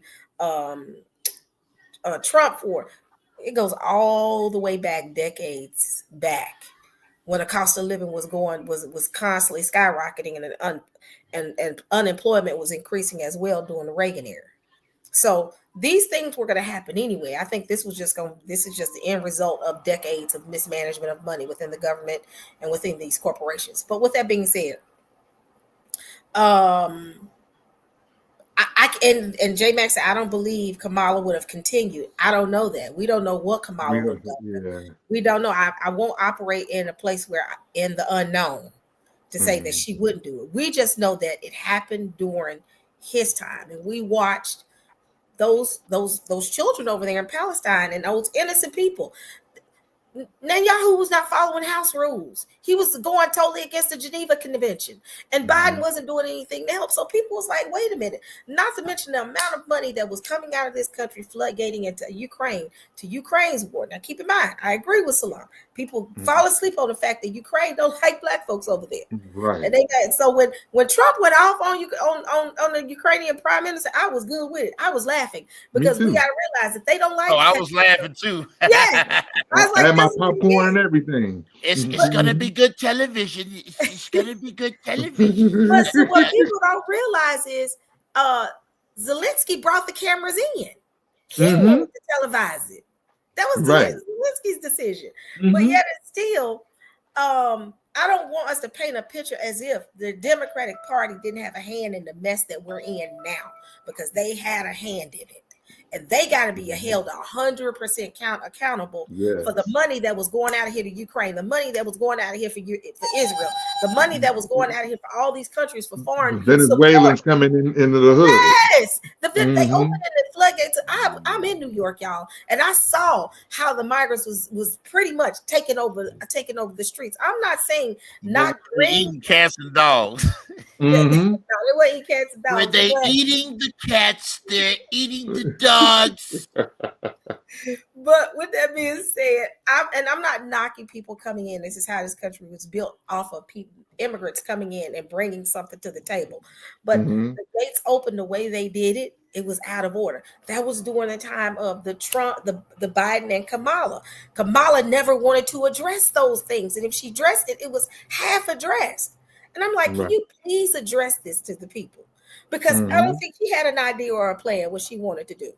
So with that Correct. being said, we can't negate that Kamala was a fear factor because we were already in a financial chokehold. People were Already. unable to buy groceries. This wasn't during Trump's era; it was during Biden's era. Folks weren't able to Mhm. buy groceries. But again, it goes further back that multiple presidents made bad decisions that's ultimately led to this situation. Yeah, So, fuel like prices went up under Biden. yes. Skyrocketed under Biden. Yeah. So I'm not gonna make it seem as if voting, if someone says they didn't vote for Kamala, and let's say they did vote for Trump, so be it. Ask the person why. Again, Mhm. coming up around politicians, like I said, my ex-husband's brother has a YouTube, it's Vince Ellison show, and he is a staunch Black Republican. Mhm. But sometimes I'll hear something he says, and I'll say, that makes a lot of sense. Mhm. And instead of assuming that they are, Samboing and cooning, sometimes they see some things that we don't see. And this is why everybody in the room has a point to make that makes a lot of sense that we need to take into account. Because on one end, the Democrats are extreme. On the other end, Republicans are just overly conservative. Everybody has problems in the room, but it's a matter of addressing it, not hiding one party to say, well, we would have voted for Kamala. I was petrified of Kamala. Right. Petrified. Yeah, yeah, Mhm. and So I love how you said, even when you were making the comments about being critical of Israel and what Netanyahu was doing to the Palestinians. You know, the queen of the coons, uh, Sister Candace Owens. Candace Owens. I'm just and my ops are probably gonna screen record this because I'm about to say something cool about Candace Owens. But even the queen of the coons, when Mhm. she started criticizing what Israel was doing, the right wing turned on her. Oh yeah. definitely. And yeah, I mean, they just turned on her, and that Mhm. has still happened even to this day because she criticized. Okay, well, I don't want to get my YouTube channel struck, but you know what? I Careful, don't care. careful. You know what? I'm gonna take a nod from the minister. I don't care if they strike my YouTube channel or not. Them folks that you ain't supposed to criticize. Right. She criticized them, and the right wing turned on her. I want to hit Brother Gary for his 3-minute closing, and then I'm gonna wrap us up. Mhm. Hold on, you're on mute, brother. You put the glasses Mute it on, so up, I brother. want to Come catch on Yeah, now. every You word. got. I Come got on You put now. them it. glasses Have on, your you mean word, brother. business. I want to hear every word. Yeah, no. Thank you all for allowing me to be a part of what you're doing. I found it to be very productive. But my last thoughts are, you just got to try to be the best version of yourself that you can be. I also encourage people to research Mhm. conflicting ideas that you have. I do not listen to rhetoric that only goes along with my ideals. I want to hear both sides of the story. And then I'm going to take it another step further. Then I'm going to go directly to the resource. I'm going to go to Project 2025's website and read what's in it versus me listening to what someone on TikTok said about it. Interpret it right. I prefer to go to the horse's mouth. That's how Mhm. I make my decisions. Um, just because someone is president, got money, got power, does not mean that they're all knowing and that they're right about everything they're saying. Success doesn't mean that you're always correct in what you say and your opinion is the right thing. You cannot align someone's success with their common sense or their values. We have Mhm. seen these folks, based on how they got to where they've gotten to, amass wealth, and there's a lot of immoral things associated with them. Lastly, my final point, and well, y'all be dropping so many bombs, it's hard to keep up with everything that you want to say. Well, there's two things.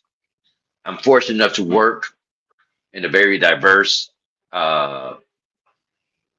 career path. There's a lot of white folks and people from other cultures that do not agree with everything that's going on.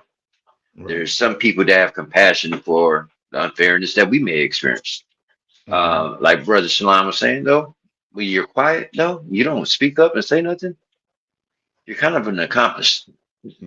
Talk about Yeah, it. so we have to, whether we like it or not, whether we're here segregated or integrated, whatever, we have to coexist.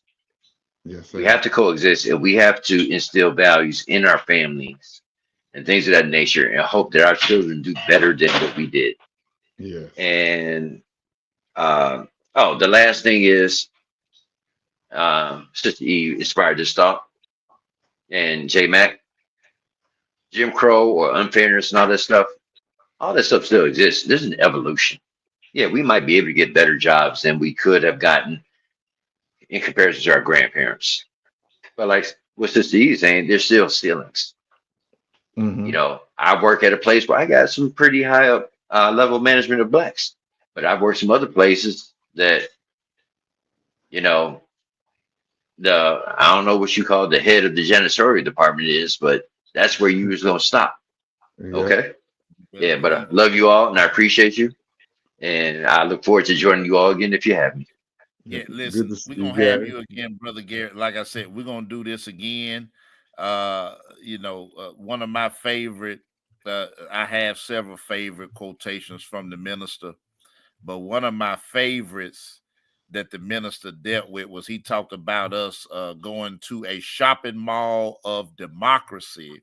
Yes. And I want his words to be my final words as I share what the minister said, State of the Black Union 2005. We are like mannequins in the shopping mall of democracy. When you go to the shopping mall, you see the mannequin. The mannequin is dressed in what you would like to buy. The mannequin can't walk. The mannequin can't walk. We got black people in power, but they don't have powers. We got black people with money.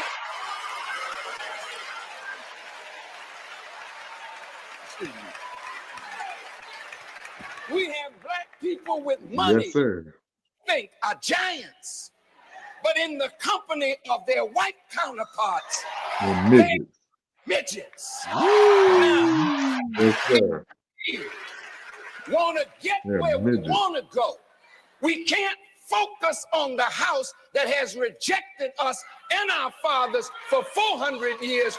We have to now focus on ourselves. Now follow this, and I'm out of here. All right. I'm following you.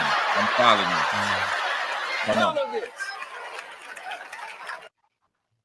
And that was, I can't say it any better than that. All of that's relative, man. We think they got money, but when you put them up against their counterparts, they are midgets. Yes, And sir. that's where I want to leave it right there. So I'm glad for everybody who was able to come out and join us today for this Brother Charles Johnson YouTube special, Talking Politics. We had a wonderful panel. Thank you to Sister E. Of course, Sister E knows me from these clubhouse streets and Ultimate Debate League and Sidnetta and all these spaces where she and I have crossed paths. Brother J Mac, my good friend, Brother Salam, and I knew you three. I didn't know Brother Gardis and Brother Gary, aside from my messenger chat. But it's a blessing Chicago to people right see here. you in person, and they're Chicago people. Yes, indeed. So there you go. So look, we have really made a great connection here, and we've had a great conversation. And I guess somebody pray for Brother Salam. Would you pray for us as we adjourn? Yes, indeed. Part of me is just the month of Ramadan. I'll say the English version of the first surah of the Quran, if you all don't mind. No mind at all. In the name of Allah, the Beneficent, the Merciful, all praises are due to Allah, the Lord of the worlds, the Beneficent, the Merciful, Master of the Day of Judgment. Thee alone do we serve, and thine aid do we seek. O Allah, guide us all on the straight path, the path of those upon whom you have bestowed favors, not the path of those upon whom your wrath is brought down, nor those who go astray after hearing thy teachings. Amen. I mean. All right. And we're going to get together soon, okay? I mean. I like the way that sound. I mean. Okay, so we'll catch up with everybody later. Thank y'all for tuning in. And if you missed it, catch the replay, and we'll see y'all later. Yes, All right, indeed. peace and Pleasure blessings. meeting you, Sister Peace and E. blessings. And Nice brothers meeting Gary, you. Brother Gardner, it's great to see you guys as well. All right. Talk to you. All right, Grace Brother and Charles, Brother Jay, you too. Grace and peace. Yes, sir.